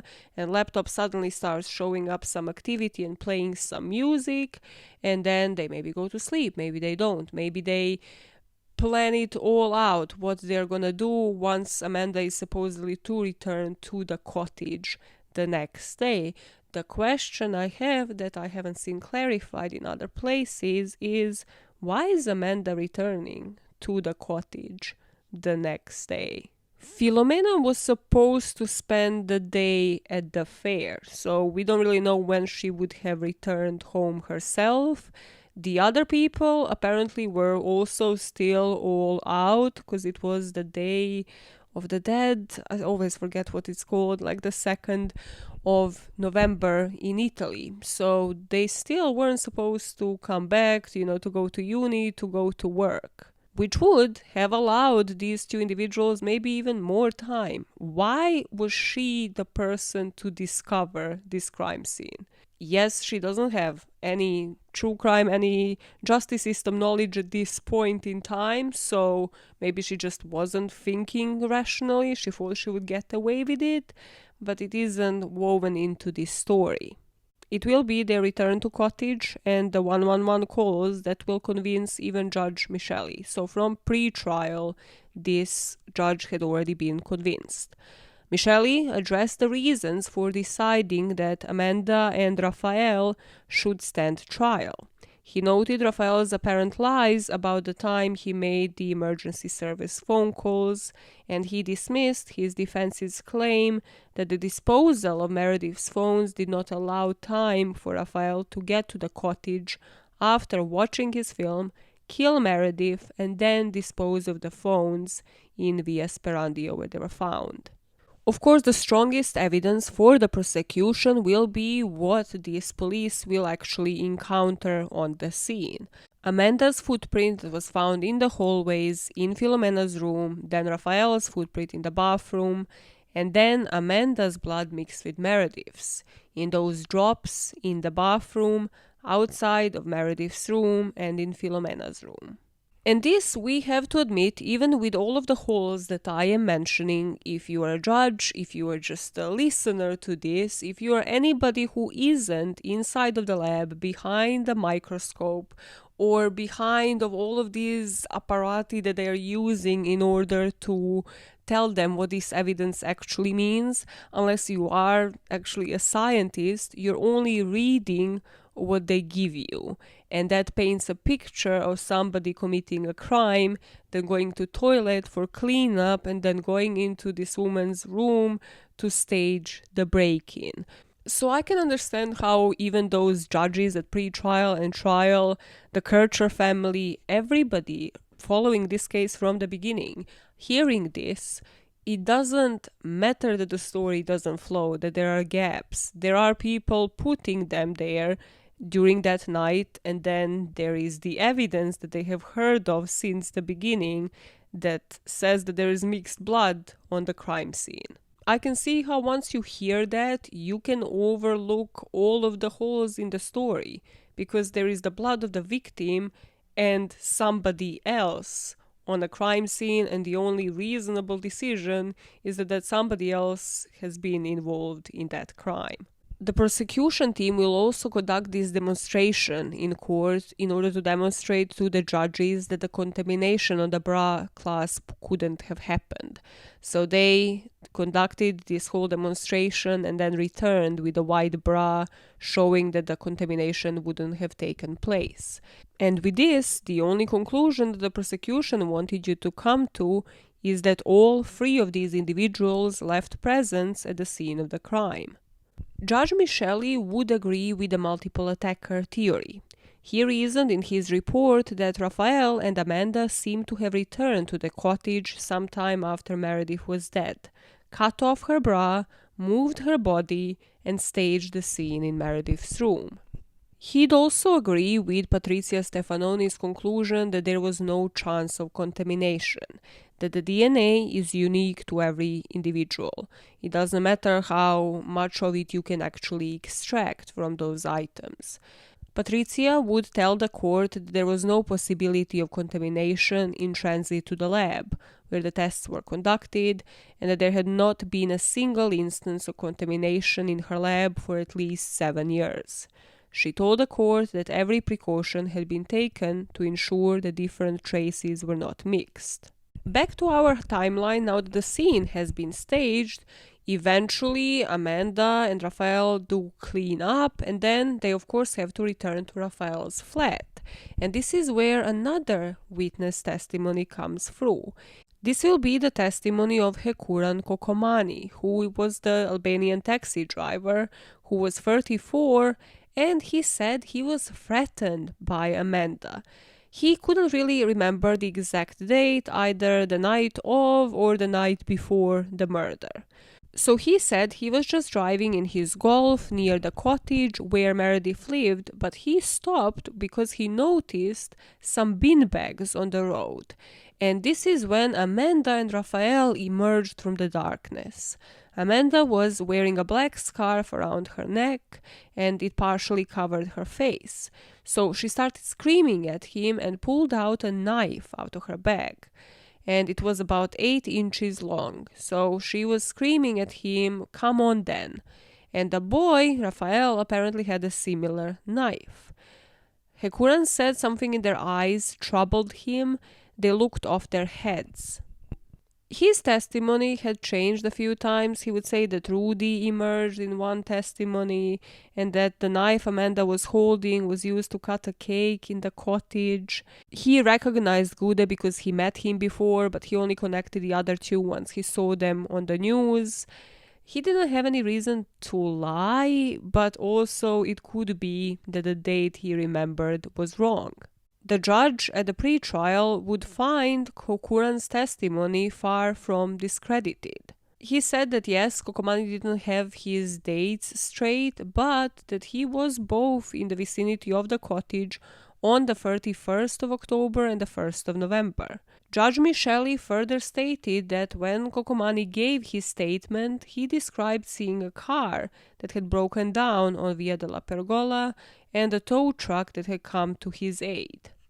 This would have been enough for the police, combined with the testimony of the homeless guy and also the woman that claimed that she had seen Rudy run into her and then just continue running. If you were to believe this testimony, maybe those bin bags contained some evidence from the house, and then the murder weapon was just to be transported to Raphael, where they would further scrub it and make sure it's just placed inside of that drawer, with Amanda's DNA still on the handle and Meredith's on the blade. Once they scrub that knife, they switch on their phones, they play music on the laptop, and then the next morning comes around. And here we have another witness called Marco Quintavalle. Marco is a store owner who would testify in court that he saw Amanda in his store the morning after the murder. According to his first testimony, they would have bought bleach, but he didn't have any tickets, any receipts confirming that, and the police could not find any receipts for bleach. We have played in part 2 the receipts they could find. It's literally like pizza or things that have been bought in like earlier that year, February and March. And later he would be questioned by another inspector, and Marco would deny that Raphael and Amanda were inside of the store on November the 2nd, but this wasn't included in the trial.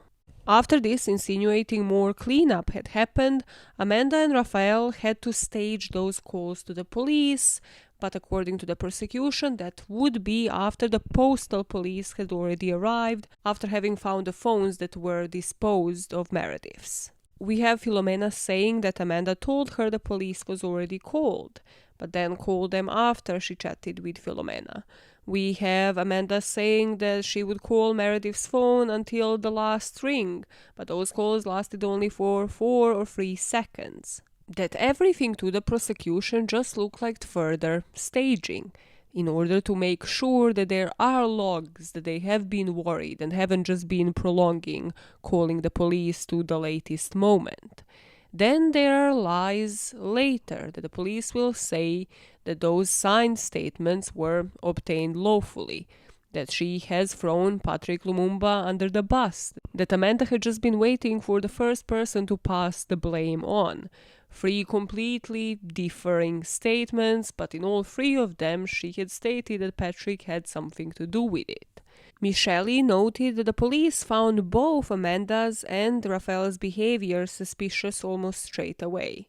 He noticed Filomena said that the relationship between Amanda and Meredith had deteriorated by October. John wouldn't say much about this in the book. He would just say that this is probably when Meredith was kind of fed up with Amanda just bringing men, not being hygienic. But, she wasn't like acting on it, so nothing really came from that. However, then there will be another witness, the owner of a local lingerie shop, who said that Amanda and Raphael appeared in the shop on the 3rd of November, only the day after the body was discovered, and that they have been buying underwear for Amanda. They were all over each other, kissing and embracing. According to the owner, their behavior was so exhibitionist that the other customers were looking at them. Amanda wouldn't deny this, but she didn't have the access to the cottage, so she just said she needed underwear. However, this would be twisted like everything else, their displays of affection in front of the cottage. Both judges would take those two differing statements, the false accusation and Raphael's statements not supporting her alibi, seriously. So let me read you out this whole summary that I have just been stating and poking holes in from the prosecution that was written up nicely by Ron Henry. No interruptions. Let's go. So Meredith arrives at her upstairs flat around 9 p.m. We know that from her calls. Some 2 hours later, just after 11 p.m., Amanda and Raphael enter the upstairs flat. They let Rudy in as well. Rudy uses the toilet while Amanda and Raphael go to her room and start having sex. Rudy now emerges from the bathroom. He goes into Meredith's room and tries to have sex with her. Meredith is still wearing the same clothes that she had worn from the evening after she spent with her friends. Meredith refuses having sex with him, and then Amanda and Raphael come into the room and try to force Meredith to have sex with Rudy. They help Rudy disrobe Meredith so he can sexually assault her. During the struggle, Raphael takes out his pocket knife and stabs Meredith in the right side of her throat. Amanda then takes a kitchen knife from her handbag and stabs Meredith in the throat, inducing a 3-inch long gaping mortal wound. Rudy flees. Amanda and Raphael stage the murder scene in Meredith's room to appear as if a single intruder had attacked, and then go into Filomena's room, stage a break-in. Before leaving, they take 300 euros. They take credit cards and 2 cell phones from Meredith. The gaps in prosecution story that were overlooked was that Meredith never tried to call her parents back. They have only said, this activity on the phone had proven her frugal habits. However, they didn't look at the dynamics of the victim with her family that we have extensively covered in part 1, where I truly believe that she would have made that call to her parents again, rather than all of the other activity that happened on her phone. She didn't attend to that washing machine, which she would have had plenty of time to do between 9 p.m. and 11 p.m. Then the double knife had to be from Raphael's flat, meaning this would have had to come from the handbag of Amanda, so that they had to come to this place with the knife packed. There were no defensive wounds on any of these two. In this scenario, Meredith had been disrobed to some extent before that mortal wound was inflicted, and that doesn't fit into the factual evidence. The unknown DNA isn't considered. If they had staged Filomena's room after committing the murder, the blood just isn't visible.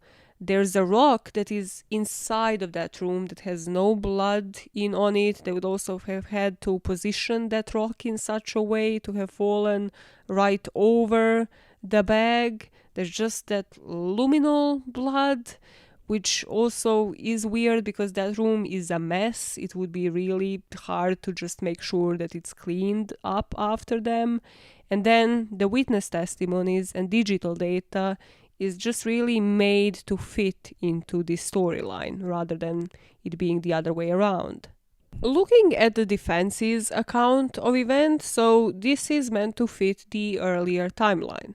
So we need to disregard the few witness testimonies, including the one that they were all seen all together. So Meredith goes out, meets up with her friends, while Amanda and Raphael go to his flat. She doesn't go to work. They're both high. They're watching Amélie, and then another movie plays a couple of times through that VLC player the whole night. They sort of have an alibi. At around 8:40 p.m., that Serbian girl Jovana Popovic appears at the door and speaks with Amanda. As that is happening, Rudy breaks in just before 9 p.m., just before Meredith returns home. In his own diary, Rudy would mention a car that was parked around 8:53 in front of the cottage. He does break in through the window. It is nighttime. Yes, during daytime, maybe somebody would have spotted him, but he knew what the place looked like. That rock had never been bloodied, so he just found the right rock, made sure he opens up the shutters and then breaks the window and then climbs up. Amanda's team had proven that it's doable. It is feasible to climb up that wall. While Rudy is on the toilet, Meredith comes in. She starts to call her mom at around 8:56 p.m. and this is when Rudy enters her room and confronts her in an attempt to get that rent money. He might have been interrupted on that toilet by just hearing Meredith come in, and now he realized he needs to rob her and get out of there, possibly not leave a live witness behind. If this was done by a single attacker, that attacker would have inflicted a stab wound along with other cuts. These first wounds would have been inflicted while Meredith was sitting on the bed, so the blood would have flown onto the floor and into the slots of the bed. Meredith tries to defend herself and the attack moves diagonally across the room as she tries to break free. There is some blood around her desk, suggesting maybe her face was slammed into the desk and then blood dropped onto the floor and under it, after which she falls to her knees while still upright in front of that wardrobe. And this is where the killer would have straddled her from behind, clamped her hair over her face, hard enough to leave bruises on both sides of her jaw. He then pulls her head back and just plunges the knife into her throat. Meredith would then have fallen to the floor and attempted to rise or just to crawl a short distance, and as she's clutching her wounds with her left hand, she's trying to hold herself up with her right arm. And as she's gasping for breath, she could have left a spray of aspirated blood drops on that wardrobe door. She starts to lose consciousness and collapses on her side facing the wardrobe. The killer then moves her away from that pool of blood, and while she is facing down, he tries to disrobe her. The bra would just be left at her feet, and the police would find a fine spray of blood drops on the bra cups and on her breasts that would be showing that she was still gasping for breath when the bra was removed. This timeline is supported by Meredith's phone calls, by the time her friend saw her go back into the flat, by that whole inactivity for at least an hour, and also the fact that she was wearing the same clothes. Rudy would have then come to a realization about what he had done. He would cover Meredith with a blanket, steal from her bag, and leave. And there was no cleanup here because Amanda and Raphael weren't present on the crime scene. They couldn't have just selectively cleaned that house up, especially not the scene of the crime, Meredith's room.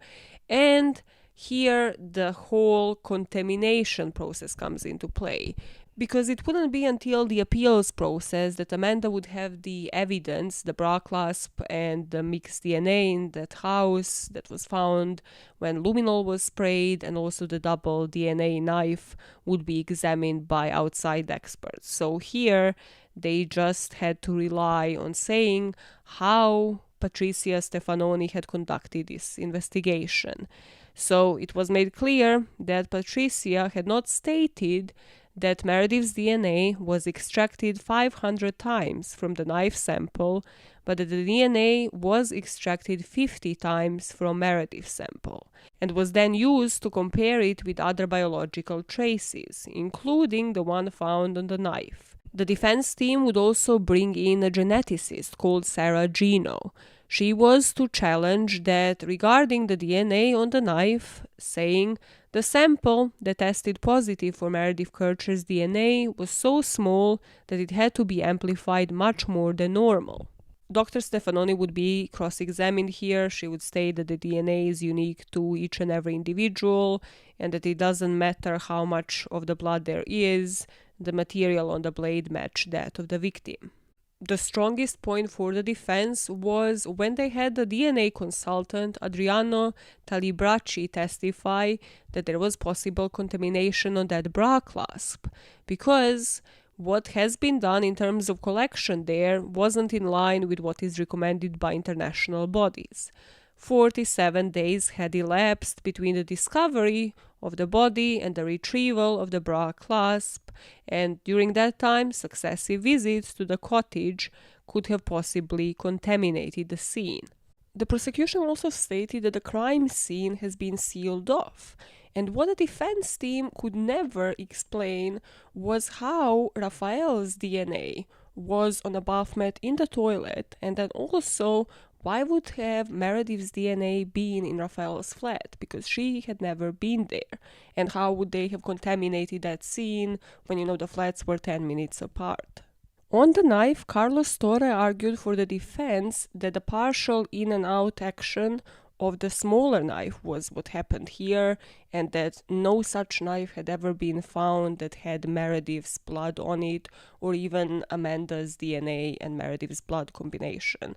So that the knife that they are claiming is a murder weapon, the kitchen knife from Sollecito's kitchen, shouldn't have been the knife in question.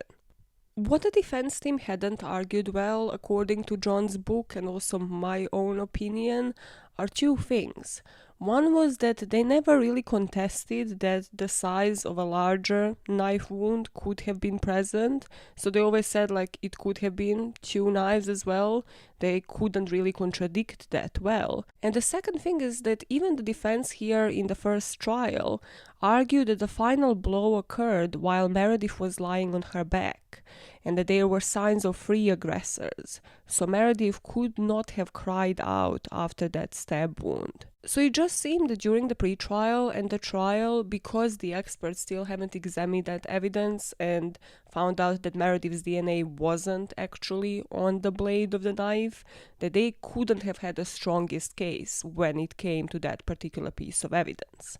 Back to our timeline, now that the defense team had explained the contamination and why Amanda's DNA was in the house, and had given some evidence to the knife that, the DNA sample was too small to extract, that they couldn't really be sure that it was Meredith's, and that knife was found in Sollecito's flat, we go back into the sequence of events where these two have never left that flat on that evening. Raphael just was too high, couldn't remember it right, and then the next morning Amanda goes to take the mop, she takes the shower, she finds all of the suspicious things in the house, she returns to Raphael's flat, reports it to him, the two of them head back, and then eventually they ring Filomena and they ring the police.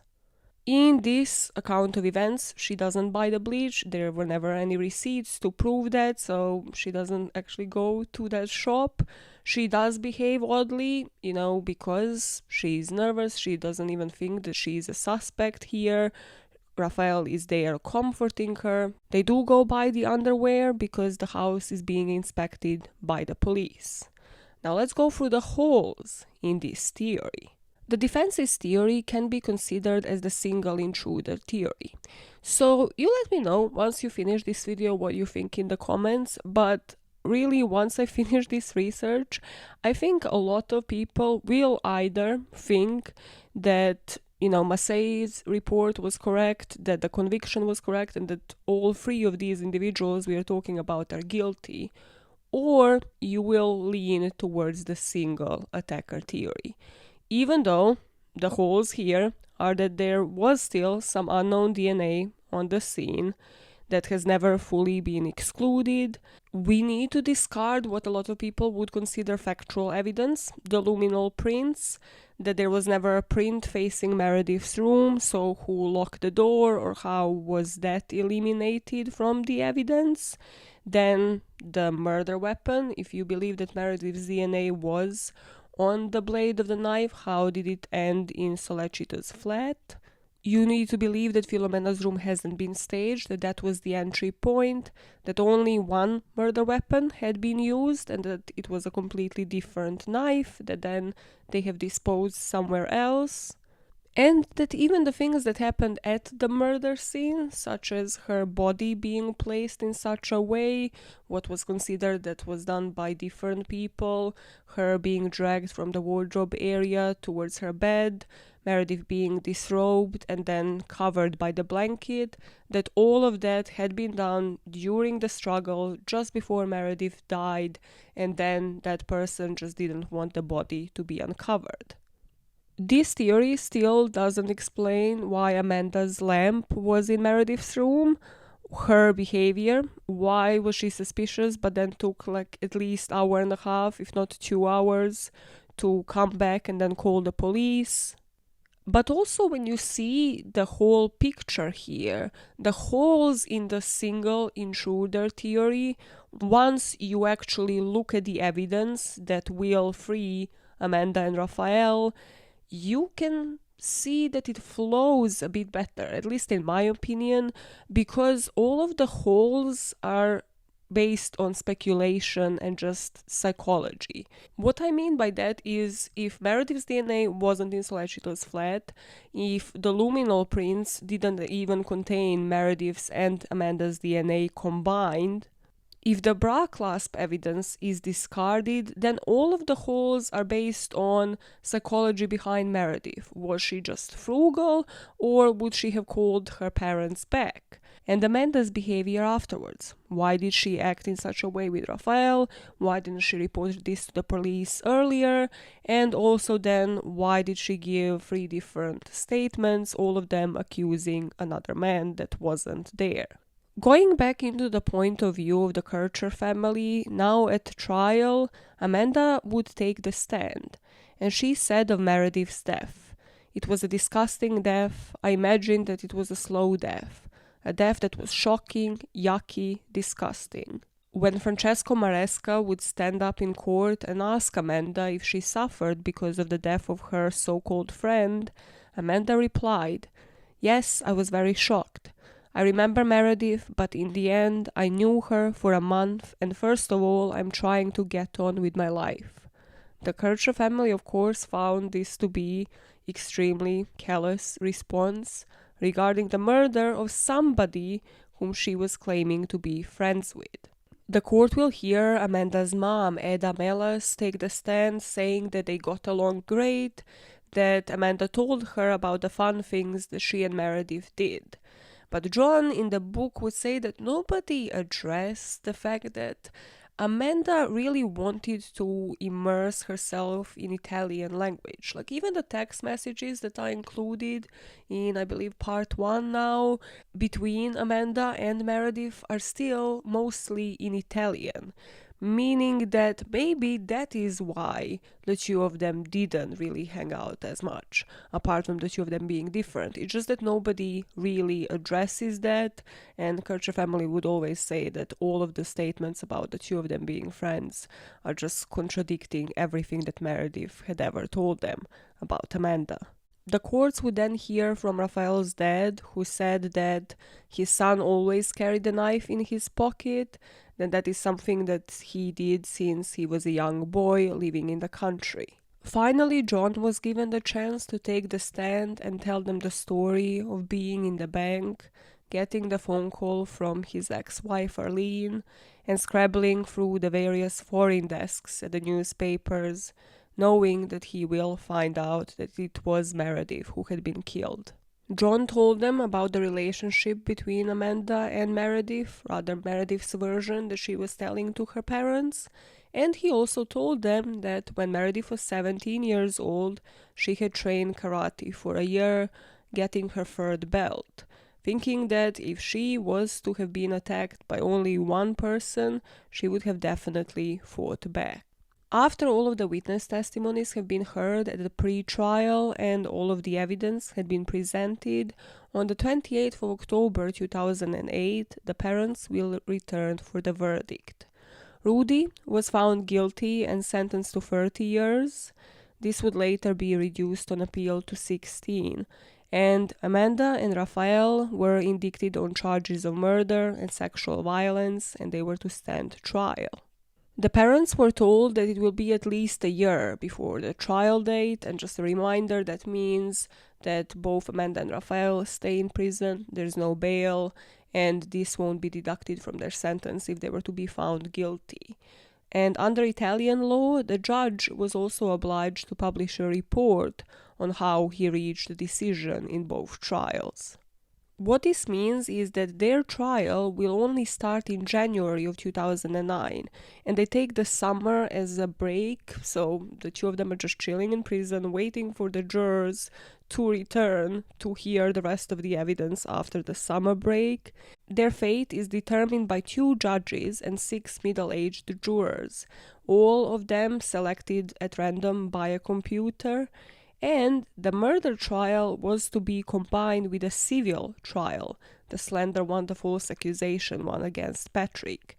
So, in the murder trial, they are told to disregard the evidence from the civil trial, but again, then in murder trial, they hear about those 2 signed statements. And another thing that is different from the US justice system, here the ruling only needs to be a majority. So you can be sentenced to life in prison with a 5-3 vote. The court sessions were only held once or twice a week, and the prosecution case alone lasted between January and June. The prosecutor, Giuliano Mignini, called 20 witnesses to testify to the events on or around the night of November the 1st. The elderly woman testified she heard a scream about 11:30 p.m. and that she heard people running from the house. A homeless person, Curatolo, claimed he saw Amanda and Raphael near his bench, which overlooks the villa, around 9:30 on the night of the murder. And then the owner of a grocery store testified she saw Amanda buying cleaning products the morning of November the 2nd. In his closing argument, Mignini for 7 hours portrayed Amanda Knox as a person bent on revenge against her housemate. He claimed that Meredith was already at home when Amanda, Raphael, and Rudy arrived. It was assumed by the prosecution that Meredith had already discovered that her rent money had been missing. According to Mignini, Meredith and Amanda began to argue over money. Meredith was also upset that Amanda had brought another man, Rudy, back to the house. They argued about this ugly habit of hers, and the 3 who had arrived were also under the influence of drugs and possibly alcohol. Meredith was far too serious a girl for her. Amanda didn't like her. She didn't like her friends because they were critical of hygiene and habits. Amanda had developed a deep hatred for Meredith, and that night the time had come for her to take revenge. Amanda grabbed her by the hair and hit her head on the floor or the wall. Solecito was threatening her with a knife, and Rudy Gude was finishing his sexual assault. Mignini would paint the picture for the jurors, saying it's easy to imagine Amanda, angry at the British girl for her increasing criticism of Amanda's sexual easiness, reproaching Meredith for her reserve. The jurors were made to imagine that Amanda might have insulted Meredith. Maybe she said, "You were a little saint, now we'll show you. Now you have no choice but to have sex." For somebody trying to prove that they didn't make Amanda imagine things in the interrogation room, it's not really working well if you're asking the jury to just imagine something fictitious. Not just that, but they had this whole animation dramatizing this hypothesis. Amanda would say that this is the worst thing that she has seen, was the most nightmarish part of the trial, because Mignini told the jurors that within Amanda resides a double soul, the angelic and compassionate, gentle and naive one, and then the satanic, diabolical Luciferina, who was brought to engage in extreme borderline acts. The court will hear testimonies from Meredith's friends saying that the friendship between the two has deteriorated, but not all of the witnesses testified that there was some tension between the 2 roommates. Filomena told the court that the 2 of them got along just fine. Next, it was time for the prosecution's forensic witnesses. They concluded that break-in had been staged, that Amanda hadn't been mistreated by the officers, and that there was enough evidence in that house to prove that Amanda's blood had been mixed with Meredith's. And then there was the knife at Solicito's flat that put both Amanda's and Meredith's DNA on the same knife, making it a murder weapon. Defense's case began on June the 12th and the 13th, and they opened with Amanda Knox on the stand. After a 2-month summer break, the trial would resume, and then there would be just a battle of forensic experts. The defense team was confident enough that the prosecution's conclusions regarding the DNA were unsupportable, so they actually asked Judge Massey for an independent review of the evidence, but the judge denied this motion. The prosecutor, Giuliano Mignini, would say there is no need for a review, as the evidence was gathered in a very professional way by qualified persons.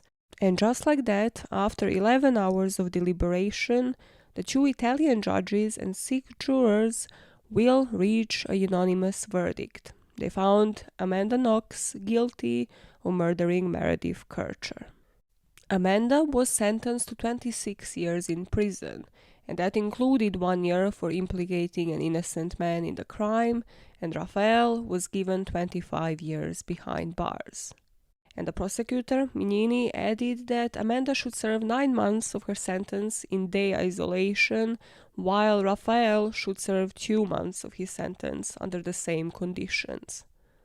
I tried to find more information on this, and it literally is just that they are spending their daytime in some sort of solitary, like isolated from people, which I just think is like torture to some next level. If anybody else is more familiar with the Italian justice system, loop me in on this. Like, is it the actual SHU? Like, are they actually in a segregated area and then they just return to their cell to sleep? I don't know. Do they have an hour outside at least? Just let us all know in the comments if anybody is more aware of how prison systems work in Italy. The Kercher family would describe the court atmosphere, saying that some members of the press were crying. He had no idea if it was because they thought there had been a miscarriage of justice or if they believed the prosecution's tale. But at the end of the day, it's not a time for triumph or celebration. They were satisfied, the Kerchers, that is. But they were also gathered there because their sister and daughter was murdered and brutally taken away from them. And all of their lives, and everyone who knew her, and people around the world who didn't, have been touched by it. When asked what they felt about the judge and jury's decision, Arlene, Meredith's mom, would say, "The evidence has been presented and you have to agree with the verdict." As the result of the verdict, they would be awarded about 4.4 million euros, which is about almost 4 million pounds in compensation. But Lyle said that this was pretty much symbolic, that no amount could make up for their loss. Plus, once, they actually pay off their debts, all of the times that they had to travel to Italy for the trials and then pay off their lawyers, what are they really left with? They knew that the appeals were soon to come. Arlene would say, "We are the ones who have been given a life sentence. We have to live with what's happened for the rest of our lives. People say time heals, but it doesn't." The Kercher family only got a small box of Meredith's possessions. The clothes have been taken by the forensics, and this has just deeply affected the whole family. During the summer of 2009, when the trial was in that break stage, John Kercher suffered a stroke, and he had no real idea what caused it. He had no idea if it was the trial that affected his health in such a way, but it made him question how many more times they're all gonna have to pack up and go to Perugia, and how much more of this chaos can the family bear. Around the same time, though, on a much happier note, Leeds University informed them that they had elected to award Meredith a posthumous degree in European politics and Italian. There were university departments campaigning for this, because 2009 would have been the year that Meredith would have graduated. after having completed her year abroad and then returned for another year at Leeds. So the rest of the family, Stephanie as well, was at this ceremony where everyone rose to applaud for Meredith. I couldn't find the video. If anybody knows of it, just please link it in the comments. I really wanted to see this if it's anywhere online. I just need something to feed my soul because we are moving on to the appeals process. So once the verdict at the trial had been heard, the judge has 90 days to write up the report on why they made the decision. So this would be the Massey report. And after that, Amanda and Raphael can appeal. So now remember in part 2, I was speaking about Amanda's life and how in her book she refers to every single decision, no matter how small it is, can change the rest of your life, can set you out on a different pathway. And she was there mostly pointing at her mistakes, like packing up a vibrator, packing up her diary where she spoke about all of her boyfriends. Well, there were 2 decisions that Amanda and her family had made that heavily influenced the course of her life from the point of her arrest. One was Amanda's, and that was that letter to the police that she had written on the 7th of November. I can't imagine how much different this case would have turned out had they only had those 2 signed statements. Whatever was going through her head when she had written that letter to the police turned out to be a great decision because, as we know, the 2 signed statements will later be taken out by the Supreme Court because of coercion by the police, because they're going to believe that Amanda didn't have a lawyer present and also no interpreter. The second decision has been made by Amanda's family, and that was that 3 days after her arrest, her family hired a publicist. This is when Amanda Knox's PR campaign begins. So after Amanda's arrest on November the 6th, 2007, her family members were just bombarded with different media requests and none of them had been in that business before, so they didn't know how to handle them. So Kurt Knox, her dad, reaches out to an executive at Macy's, which is where he was working. He asks for an advice on a publicist, and this is where they were pointed to a guy called David Marriott. This guy has made a name for himself already in sort of crisis management situations. So he has worked on the Alaska Airlines Flight 261 crash that killed all 88 passengers and the crew. What he was tasked with is to offer up another side of Amanda to the public. Until then, all of the tabloids, all of the Italian press was labeling her as this vicious she-devil, the sex-crazed Foxy Knoxy. And that offered him an avenue.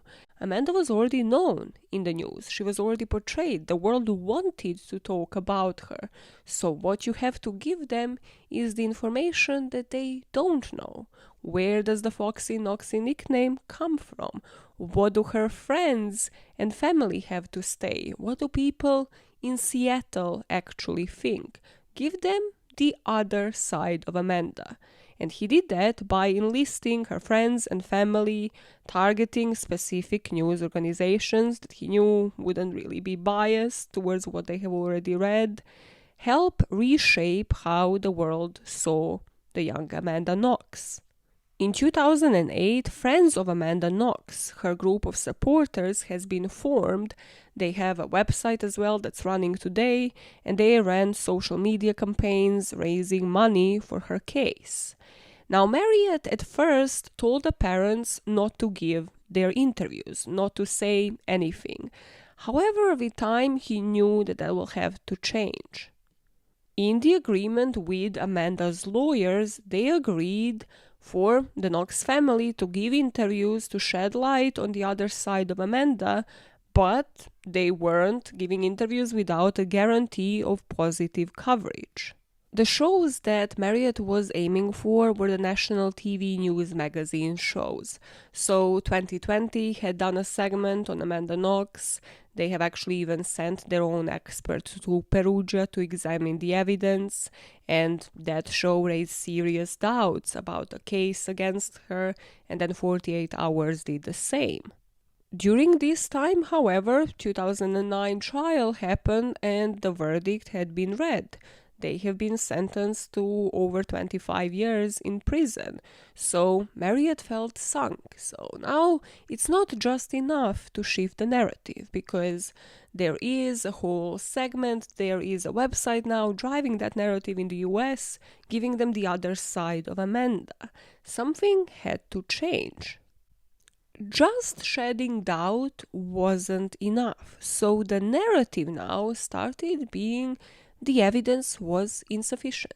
John Q. Kelly, who was the lawyer for the Knox family, even appeared on the Larry King show, saying there's no forensic evidence, there's no physical evidence, there's no substantive evidence against Amanda. He further said this is actually a public lynching based on rank speculation and vindictiveness. It's just a nightmare that these parents are going through and what these young adults are going through. Kercher family was of course pissed by what he said, but also the fact that there was enough evidence. It just wasn't supporting what they were saying. There was 10,000 pages of it that went in front of a judge. All of this evidence went before 19 judges in total, and then through 3 levels of re-examination. Amanda had some of the best legal reps in court, and the person that defended Raphael also defended the premier of the country. And none of them said anything about this anti-American sentiment, about this lynching that had influenced the ruling against their client at the time. This narrative seemed to be working because now the public figures started speaking up, especially the Democratic US Senator Maria Cantwell, who also said that the prosecution did not present enough evidence for an impartial jury to conclude beyond a reasonable doubt that Miss Knox is guilty. Italian jurors weren't sequestered and were allowed to view highly negative news coverage about her. And if you are frowning upon all of the views of, well, Amanda wasn't freed because of the nationalist movements, I challenge you to listen to any single podcast coverage by an American. Quite literally, there are plenty of famous ones. If you literally just type it into YouTube or into your podcast app, they're heavily biased. I have not found any single one that gave me like 2 versions of events the way that I am doing it. It was all like, Amanda for president, looking for no other sources but her website. And it just isn't that black and white. But if you are a great PR agency that can spin the narrative about how one of the Americans has been falsely accused, and get powerful people talking, the cracks will eventually start to show. And here, one of the main cracks had a name and a face to them. And that was the chief prosecutor on this case, a guy that we mentioned multiple times, Giuliano Mignini. Giuliano, as we know, throughout the whole trial, had this image of the sex game gone wrong. The satanic, ritualistic murder fantasies that were inspired by Japanese manga and Amanda's sex drive. And he was the one who did what the American PR was doing first, but in Italy before she was even tried. So he was driving the narrative from the beginning. You might say he had a tunnel vision, and when you look at his history, you might see that it's not his first time. There was a serial killer case in Italy in the 70s and the 80s. This is the Monster of Florence case. Young couples were parked in remote areas, presumably to have sex. They would end up being shot, and the bodies of female victims would end up being mutilated. So people believed it's the Jack the Ripper style of a killer. Now, Mignini got involved in this case when he was investigating another death of a guy called Dr. Francesco Narducci, whose drowned corpse was found in a lake near Perugia. Minini now had a theory discovering this corpse that the young couples would end up being murdered so that their body parts can be used in rituals by satanic cults. The guy loves his satanic cults, so he started believing that Nocturne Ducci belonged to this cult. But he became a security risk, so other cult members decided to kill him and made it look like an accident or a suicide. Two authors started writing the book on Monster of Florence, and when they heard about Dr. Nadrucci's death, Minini's theory on it, well, they started challenging it. And these people's names were Douglas Preston and Mario Spezzi. Now, Douglas and Mario decide they're still writing this book. They agreed this theory is ridiculous, and Mario started speaking about that publicly, just how unfounded these accusations were. So Minini didn't like being challenged, so he ransacked Mario's office, bugged his car, everything to do to incriminate Mario, and accuse him of being the serial killer. There are speculations here, and according to Preston and Spezzi, Douglas and Mario, they had investigated the villa on the tip from the ex-convict that there was evidence regarding the monster of Florence that was hidden there. So it was either, one of them is the actual serial killer, or they're covering for one because they're investigating the case because they're journalists. And Minini interpreted the conversation that he had taped as intention to plant evidence on that location. Because of that, Mario was put in jail. He actually served 3 weeks in solitary for no reason before the judge ordered that he be released, despite of Minini's objections. In real time, what this meant was at the time of Amanda's trial, Florence prosecution office was already investigating Minini. So they were looking were the wiretaps between those two people and anybody they communicated with justified. And at first, they found they weren't. So after Amanda's trial in January of 2010, Minini was brought to court. Here, he would be acquitted on 3 counts of fabricating fake evidence, but they managed to prove that the audio recording was authentic, but Minini would still be found guilty of the remaining counts of exceeding the power of the office. He would be given 16-month suspended sentence. So, 2010, Minini is in prison for 16 months for abuse of office and bugging journalists in connection to the Monster of Florence case. In 2017, Minini would be acquitted of all of the allegations. They would find that there was no wrongdoing in his conduct.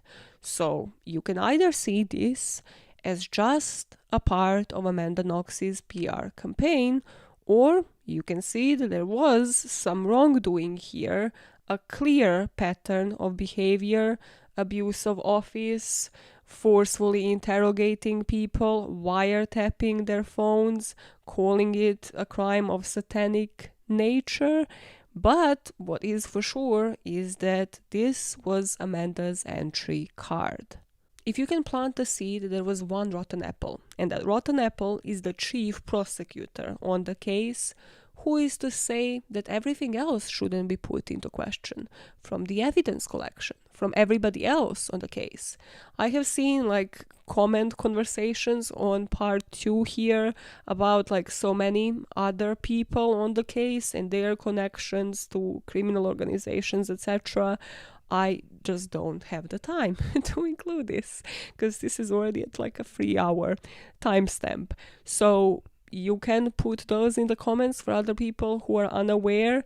Minini was the prime scapegoat, and in certain people's opinions, he should have been, because he wasn't really conducted himself in an ethical way. So he was one prime aim for Amanda's PR campaign, one prime person to target, because he was also a chief prosecutor. The question that I have for you is, who is to blame? Or rather, who is to blame the most? Because had it not been for how Amanda was portrayed in the media in the first place, would there even be a need for a PR campaign? And would any of these 3 individuals be free today?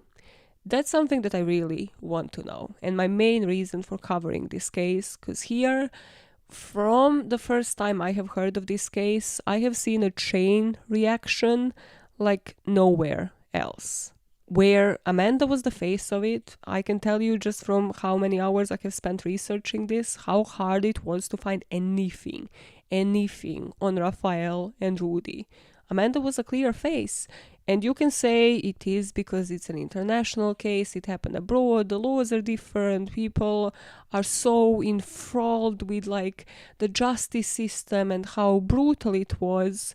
Well, no, because Meredith Kercher and information on her was also as difficult to find, and I had to read John Kercher's book in order to find anything. But also, I have a question here for you.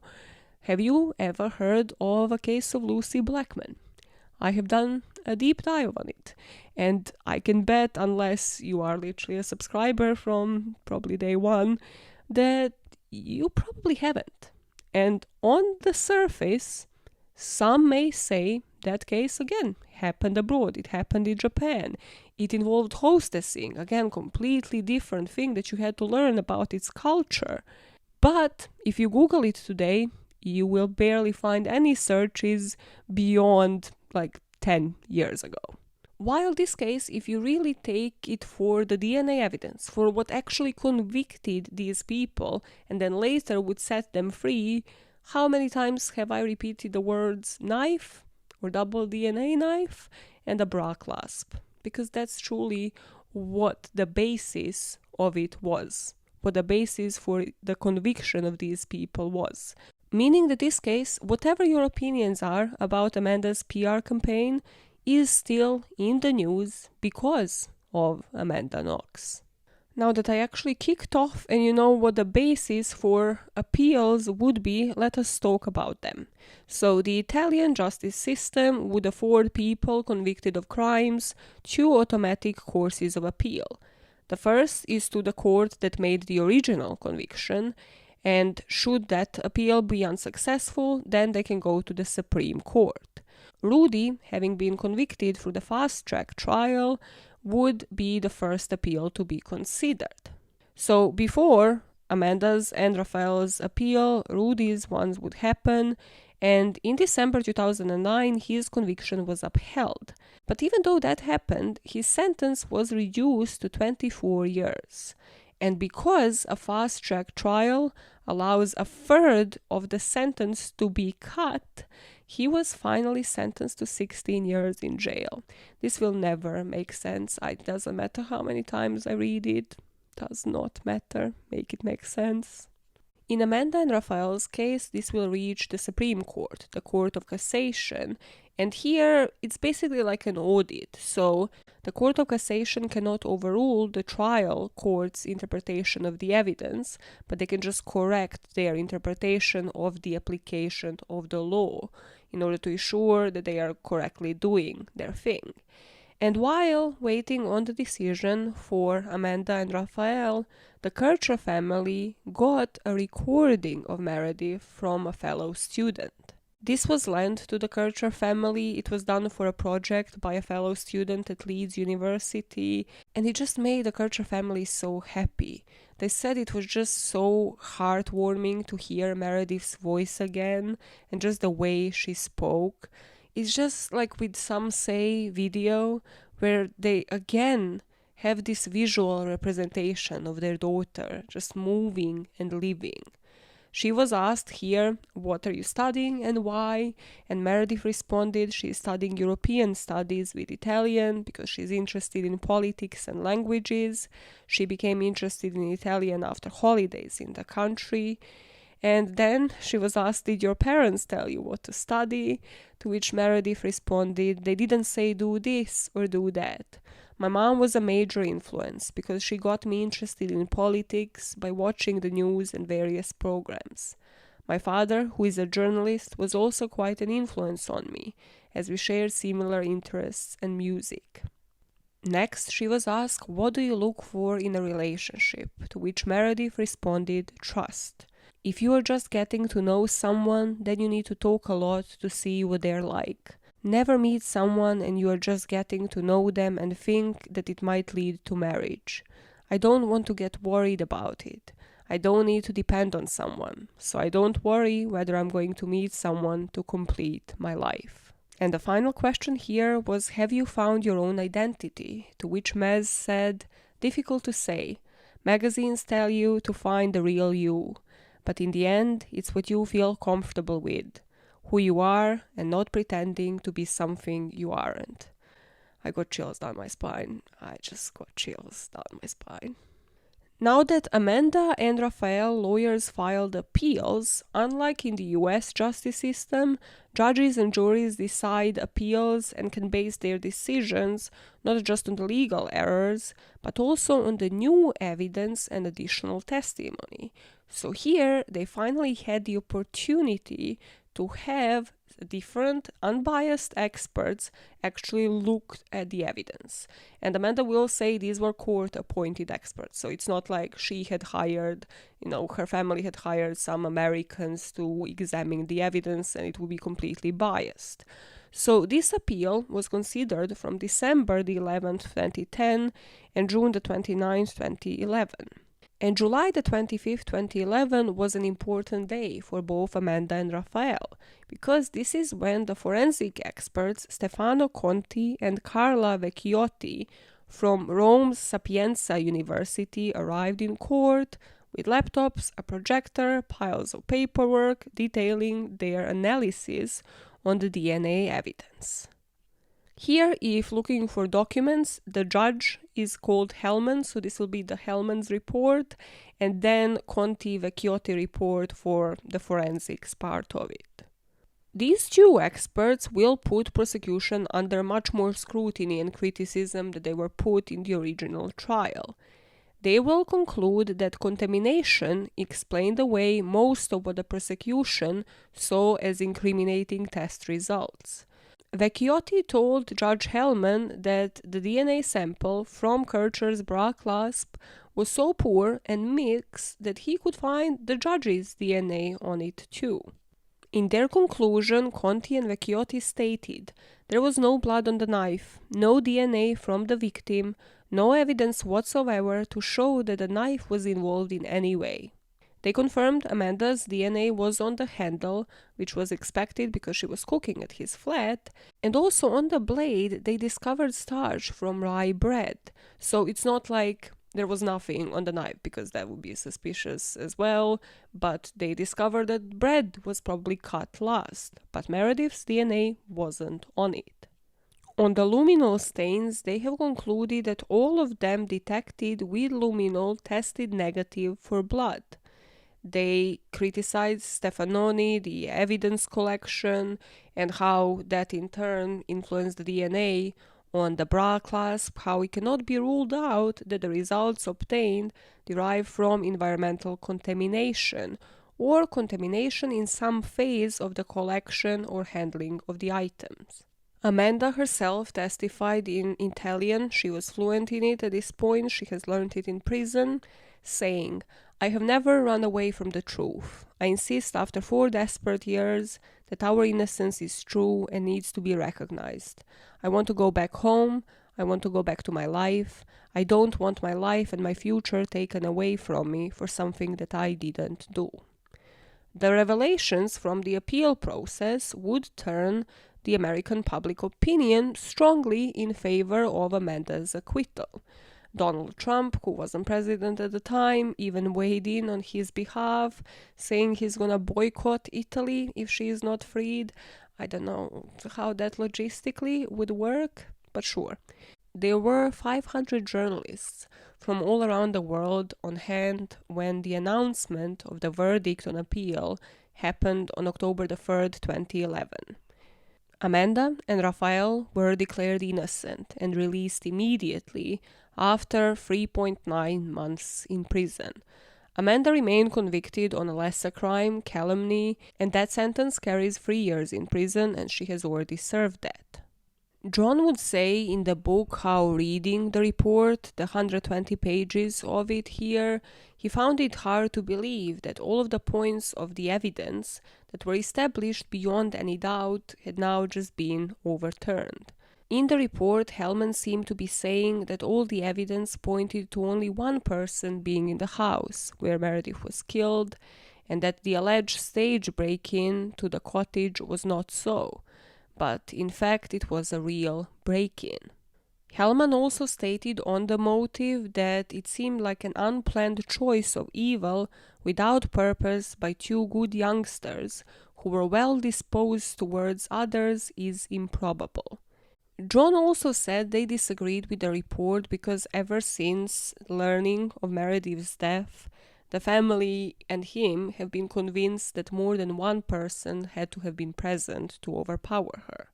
They knew that now it is up to the prosecution to prepare an appeal to the Supreme Court in Rome. In that instance, they can only appeal on points of law, and then this appeal will not take the form of a trial, rather it will just be a review of all of the documents and documentary evidence concerned with the case.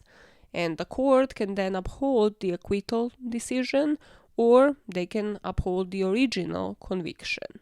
For John and the Kerchers, the decision was already made, and now these people are allowed to have a future. While Meredith's work, a marriage, grandchildren, these are the things that are never going to be, because someone took it all away from her and from us. It was meaningless, it was more than a tragedy. It was a terrible act committed by people who could have had an idea of how important to the world Meredith was.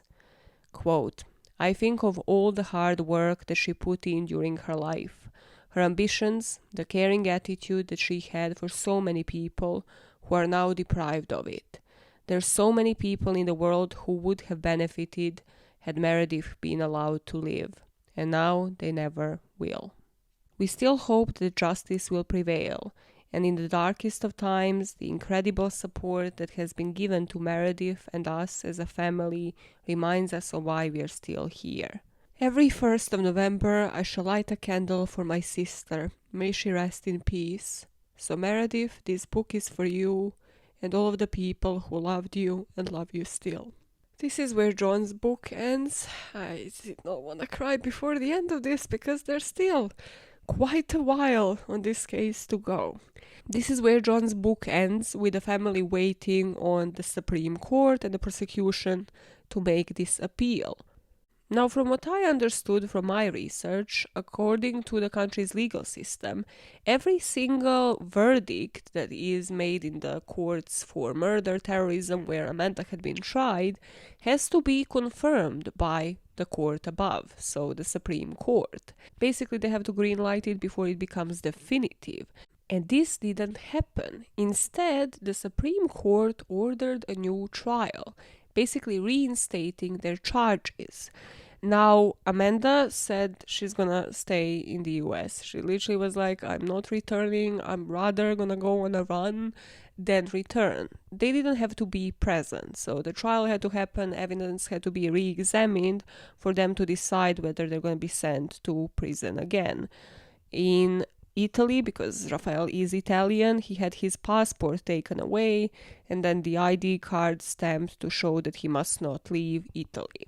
Meredith's sister Stephanie said she recognizes that this process is still far from over, but she at least hopes next year, once the convictions are upheld and made definitive, that the family can at least be able to remember Meredith without the stress of a legal process that has at this point gone on for more than 6 years. So what were the grounds for the court to make such a decision? Well, there's information that I have withheld from you that happened during the trial in 2011. During the Hellman trial, 2 witnesses came forward, both of them prison inmates. Both of these individuals have criminal records and they have at some point shared either a cell, a block or like exercise yard with Rudy. So the first person is Alessi. Mario Alessi, he met up with Rudy in the exercise yard, and Rudy approached him telling him his appeal is coming up and what is said on TV isn't how Meredith Kercher's murder happened. Alessi would tell the courts that Rudy confessed that he was there, but there was also another person. That person ran off and they haven't been caught yet. According to Alessi, Rudy and his friend, that apparently Rudy had never named, got drunk one night and then followed Meredith home to see where they lived. And then a few days later, him and his drunk friend went back to the house to see Meredith. They suggested that they have a threesome and she told them to leave. But Rudy said he then went to the bathroom. The friend committed this murder and then told him, Rudy, to get lost. So that there was a completely different person involved that wasn't Amanda but also wasn't Raphael. Alessi was considered unreliable because they asked him to identify his own victim, who was a child that he murdered, and he couldn't do that in court. But there had been another statement made in the Hellman trial by another mobster that was ignored at the time, and this statement had been made to Amanda Knox's defense. But now, the Supreme Court considered that it needed some reevaluation. This was a statement by a guy named Luciano Aviello. He testified, and he will testify in this new trial, that his brother, Antonio Aviello, returned home with a knife one day, covered in blood, and confessed to a crime. According to Aviello, his brother returned home telling him that he just stabbed Meredith and then staged a break-in. Aviello would tell the court that his brother's jacket was torn and that he was covered in blood, and he claimed that his brother asked him to help hide a set of keys and a knife that were used in the murder. This was never looked into, and Aviello would, according to Amanda and her website, have written to the courts several times about his brother's alleged involvement, but was never questioned. So for the prosecution, it seemed like they were cherry-picking the witnesses. But that is not why Aviello's testimony has been brought in question and why he has been called to testify again. You see, Aviello was a transgender at the time, and that mattered for this case. In 2011, after the verdict, after the Hellman report, after Amanda and Raphael were acquitted, the claims would surface that Aviello was offered cash by one of Solecito's lawyers to tell that story. Now, Raphael's dad would deny that his son's lawyer paid off Aviello for the testimony, but now there was a mention of bribery by Raphael's lawyer, Giulia Bongiorno, and Aviello would tell the appeal court during the trial that he had been offered 30,000 euros towards his sex change operation. In context of Amanda's and Raphael's last trial, Hellman, the judge there, refused to allow Aviello to be questioned in the witness stand on the issue that he had only made his claims because of the bribe by Solecito's defense, leading the prosecution to appeal against this as a point of law. And then the new judge that will be put onto the appeals now that the verdict hadn't been approved would be Judge Nencini. Him and another judge, Judge Chieffi, that worked on that case, said that Hellman was wrong to do this. This meant that Judge Nencini was to take Aviello's testimony seriously, and he was to be allowed to take the stand again to be heard in this bribery case. This, of course, meant Raphael's lawyer said she would take legal measures to defend her reputation. And on that basis, on the basis of examining the testimony of this mobster who is serving time in prison saying his brother has been the murderer and he has been bribed, offered a sex change operation by the defense team, but now the case had been sent to the appeal court again, and this time the judge presiding is called Alessandro Nencini. So this is where we are here now, and in my opinion, And I know that this last part isn't as detailed, it isn't making as much sense because the Nencini report that I could find is in Italian. And there are limited articles describing what actually happens during this trial. There's a really good graph, I'd say, chart, I don't know what to call it, I'll just put it on the screen, describing the evidence through the trials. So sort of starting at the beginning where the evidence was abundant, and then here just having two bits of evidence. One would be Aviello's testimony, and the second one would be that this judge Nencini asked them to do other tests on that knife in order to show whether Meredith's DNA was on it or not. So that's pretty much that in summary. But that being said, in my opinion, here it really just stops being about the evidence, because we know this evidence by heart at this point. You know, one expert has examined it and other independent experts have. It is just about the judges and the sway of judgments. And that is scary, that they can just decide upon that based on nothing new. Literally all of these testimonies have been heard before, all of this evidence had been examined before. So now it is just upon one judge to read similar reports and make their own decision. Even though from my research there's no new DNA that was found on this knife and they confirmed that Meredith's DNA also wasn't on it, Judge Nencini pretty much agreed with Massey's report, with everything from the bra clasp to the evidence that was there in luminol. And upon the motive, he said that this was subjective and it's not necessary for all of the assailants to share the same motive. In closing arguments here, Amanda's lawyers would argue that the probability was not sufficient to convict. The knife that they claimed is the alleged murder weapon was subjected to another round of forensic testing but showed no DNA from the victim. The prosecution didn't introduce any new evidence. However, Judge Nencini accepted Judge Massey's report and the prosecution's assertions that Meredith's DNA was on the blade of Raphael's kitchen knife and that it was the murder weapon. So on the 30th of January 2014, appeals court would uphold murder convictions, and here the judge could even change the sentences. So he gave Amanda 28.5 years and Raphael 25 years to spend behind bars. And now here they're not immediately arrested, rather the lawyers take the case to Italy's highest appeals court once again. The convictions again had to be final for Amanda to be extradited to the US, and this process could take more than a year again.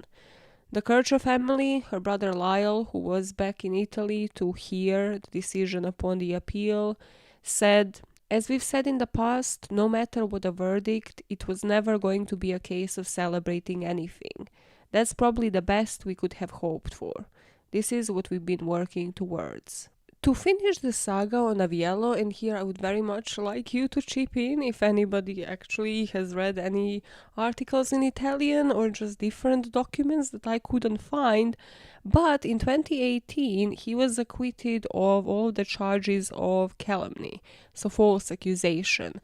And this is, from what I could see, in relation to him claiming his brother was a murderer, so not towards the defense team by Raphael and the supposed bribery. But also what I couldn't find were any lawsuits from Giulia Bongiorno, from Raphael's or Amanda's lawyers against him, basically for, well, defamation or just accusations of bribery.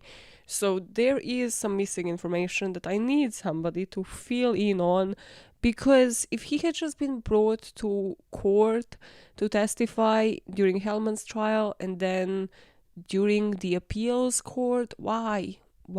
It was just so pointless. Like, all of these eyewitness testimonies they have placed so much basis on just sounds so freaking pointless to me. Now the judge here made his decision, then it has to be green-lighted again by the Supreme Court, while obviously the defense teams are appealing against it. And here, Judge Nencini shot himself in the foot. So the reason why throughout this whole saga we haven't actually heard any of these judges talk, rather I have mentioned so many reports, Marcelli might say, the Hellman report, the 10,000 page reports that they have to make, is because they shouldn't. In the weeks following the verdict, until everything is concluded, the Judicial Code of Ethics prohibits comment from the bench. And this is the code that Judge Nencini decided to just abort. To the reporters, Judge Nencini would say that there might have been another motive, a boys' night out. Over the course of 30 meetings, Nencini said that he and the jury developed a line of reasoning. Their reasoning is that Amanda and Raphael had nothing to do the night of the 1st of November in Perugia. So the idea to kill Meredith, who was stabbed multiple times, was born in an evening with the guys. The judge did tell the reporters that he was aware that this was most controversial. He also conceded he has no idea what actually happened the night Meredith Kercher was killed. So, for a judge presiding on a case like this ain't good. Everybody was on his case, even in Italy now, from the center-right political party in Italy, the publications describing that clouds are gathering over Nencini. Italy's justice minister began a preliminary inquiry into him, and also the case was sent for the examination to the European Court of Human Rights in Strasbourg. Now, before the Supreme Court was to once again make their own decision and either greenlight the new verdict or again acquit Amanda and Raphael, something happened that just isn't spoken about. And that is that CCTV footage emerged in 2014 showing Amanda Knox seemingly out of Raphael's flat because the CCTV is stamped at 20:53 on the night of the killing. Somebody resembling Amanda in looks is seen going through the car park, which, as we know, is the route that is technically a shortcut between the property, the cottage, and the center of Perugia. Nothing happened with this CCTV footage. It is mentioned in only a few articles online, and it is said that nothing happened because it's not helpful to the prosecution or the defense. If the prosecution shows somebody like Amanda Knox walking away from the scene of the crime, it's not helpful. And for the defense, well, it doesn't support Amanda's own alibi that she spent the whole night at Raphael's house. My question is, why did it only emerge now? It could have been useful at the first trial, but it just has never been shown before. The final appeal was heard by the Supreme Court of Cassation in 2015, and on 27th of March, the court annulled the convictions of Amanda and Raphael and declined to order another retrial. So finally, after the 2 appeal court trials, 2 Supreme Court decisions, Amanda and Raphael were acquitted of murder in 2015. The lawyer for the Kercher family, Francesco Maresca, said it is a failure to find justice for Meredith. The Kerchers will handle this as they always have, with respect, but it is a difficult moment for them. But they are ready to end the legal battle and start remembering Meredith outside the courtroom. So let us briefly speak about where these individuals are today. Amanda got about $21,000 in damages and legal costs that she was awarded sort of in a retribution style. She got a deal in order to publish a book called Waiting to be Heard, and for that she got paid around $3.8 million. She said in interviews that that money is already gone because she paid back her family who took out mortgages to move to Italy during her case. She had to pay her lawyers back. She has a podcast. She got married recently. She even returned to Italy in 2019. And I think in 2021 she gave birth to a child. Her return to Italy in 2019 was so that she can participate in a conference about her wrongful conviction. And to this, the Kercher family lawyer stated that her actions were inappropriate and just very painful for the family. He also said that the involvement in the conference is unjustified because her process was not a classic case of the judicial error. There was a swing in the decisions. Some judges decided one way and others in another. And that brings me to something that I wanted to discuss and why I wanted to cover this case, and that is the whole relationship between Amanda and Meredith. One thing that I never understood watching this case throughout the years and watching the array of interviews that Amanda has done. If you put her name into YouTube now, there are interviews that she has done throughout probably every month last year on all sorts of different podcasts. And what I could never comprehend is why does she never talk of Meredith? Why is that not the first thing that comes out of her mouth? So I looked that up, and there was a podcast that she was an interviewee for from November of 2021, and here she said, I want the same thing that they want. I want to know the truth. I want to know what happened to Meredith. I want her to be recognized for who she was, and I want their suffering to be recognized for what it is. And I want them to get the closure that they deserve. I want that too. This is the first instance that I have particularly spotted. I, of course, haven't listened to every single appearance of hers. I'm not actually insane. But this is the first instance where I have heard her actually address that she has been in touch with the family. And possibly in that way, because it is too painful for the Kerchers, she isn't talking about Meredith because she is respecting their wishes. However, in my opinion, there is still a way, because I am yet to watch an interview with Amanda Knox that I don't leave feeling like this was just wrong. Every single interview I have watched had rubbed me the wrong way, because there is still a way, at least in my opinion, for her not to portray herself as the only victim in this case.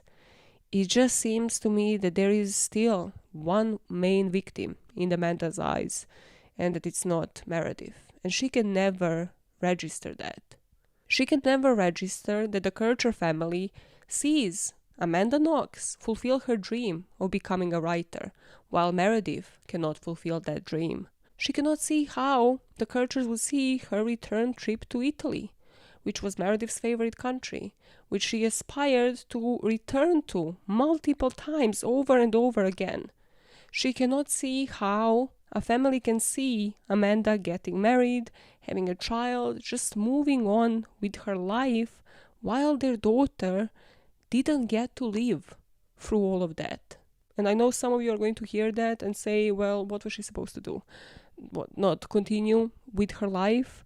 But I'd like to hope that if anybody I knew or myself, God forbid, were ever to be wrongfully accused, that I'd still be able to put that past me and be like, this was the worst thing ever. Yes, I am to a certain degree a victim in this case, but there is one main victim here, and that was Meredith. That was always Meredith Kercher.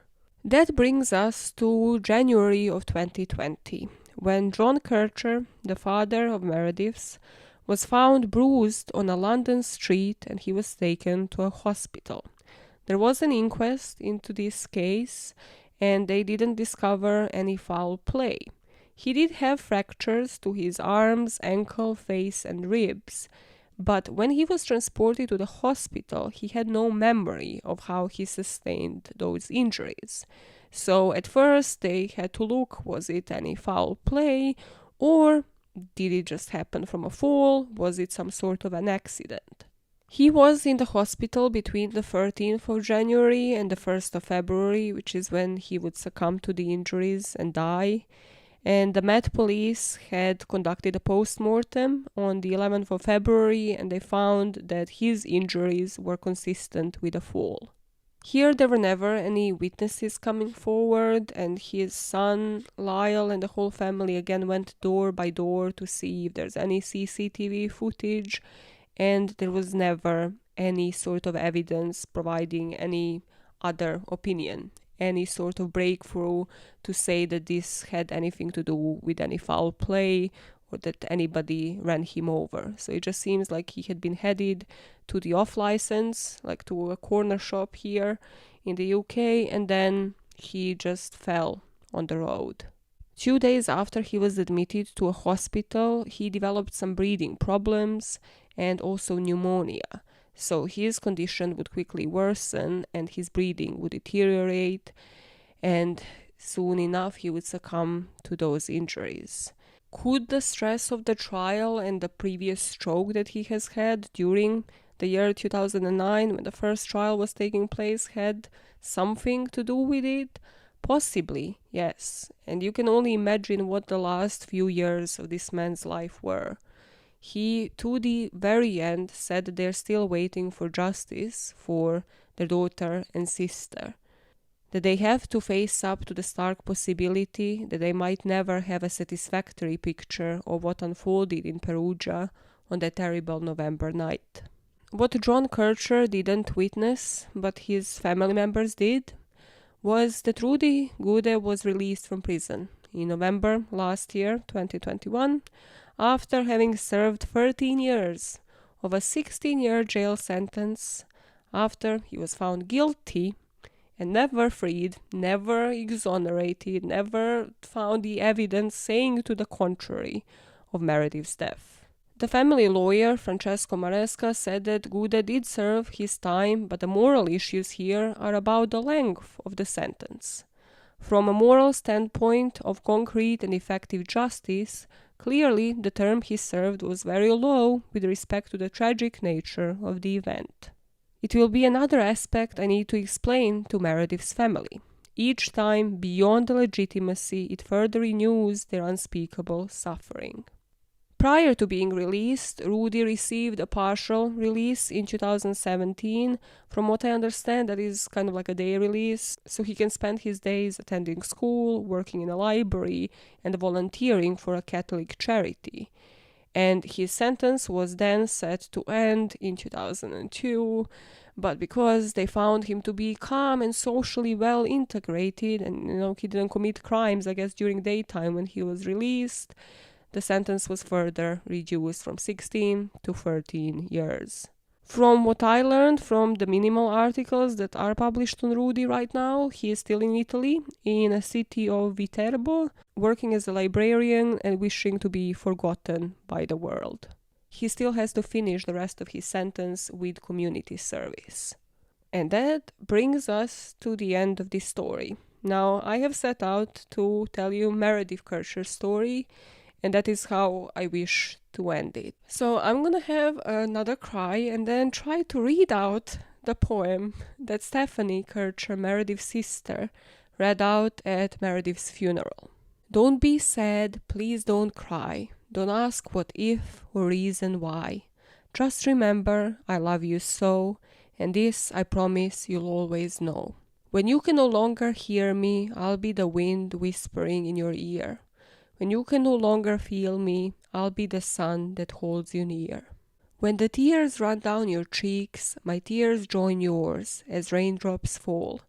And when you feel your heart breaking, feel mine break too, as stormy skies will call. When you can see only darkness, look to the sparkling stars and moon, for I will light the darkest skies, and you and I will be home soon. When you are feeling lost and helpless, the ground a pathless kilt of snow, I'll be the footprints near to yours, and hold your hand, a hand you know. Remember, you're never alone. I'm always with you when you roam. So close your eyes, I'm with you still. I haven't left you, I never will.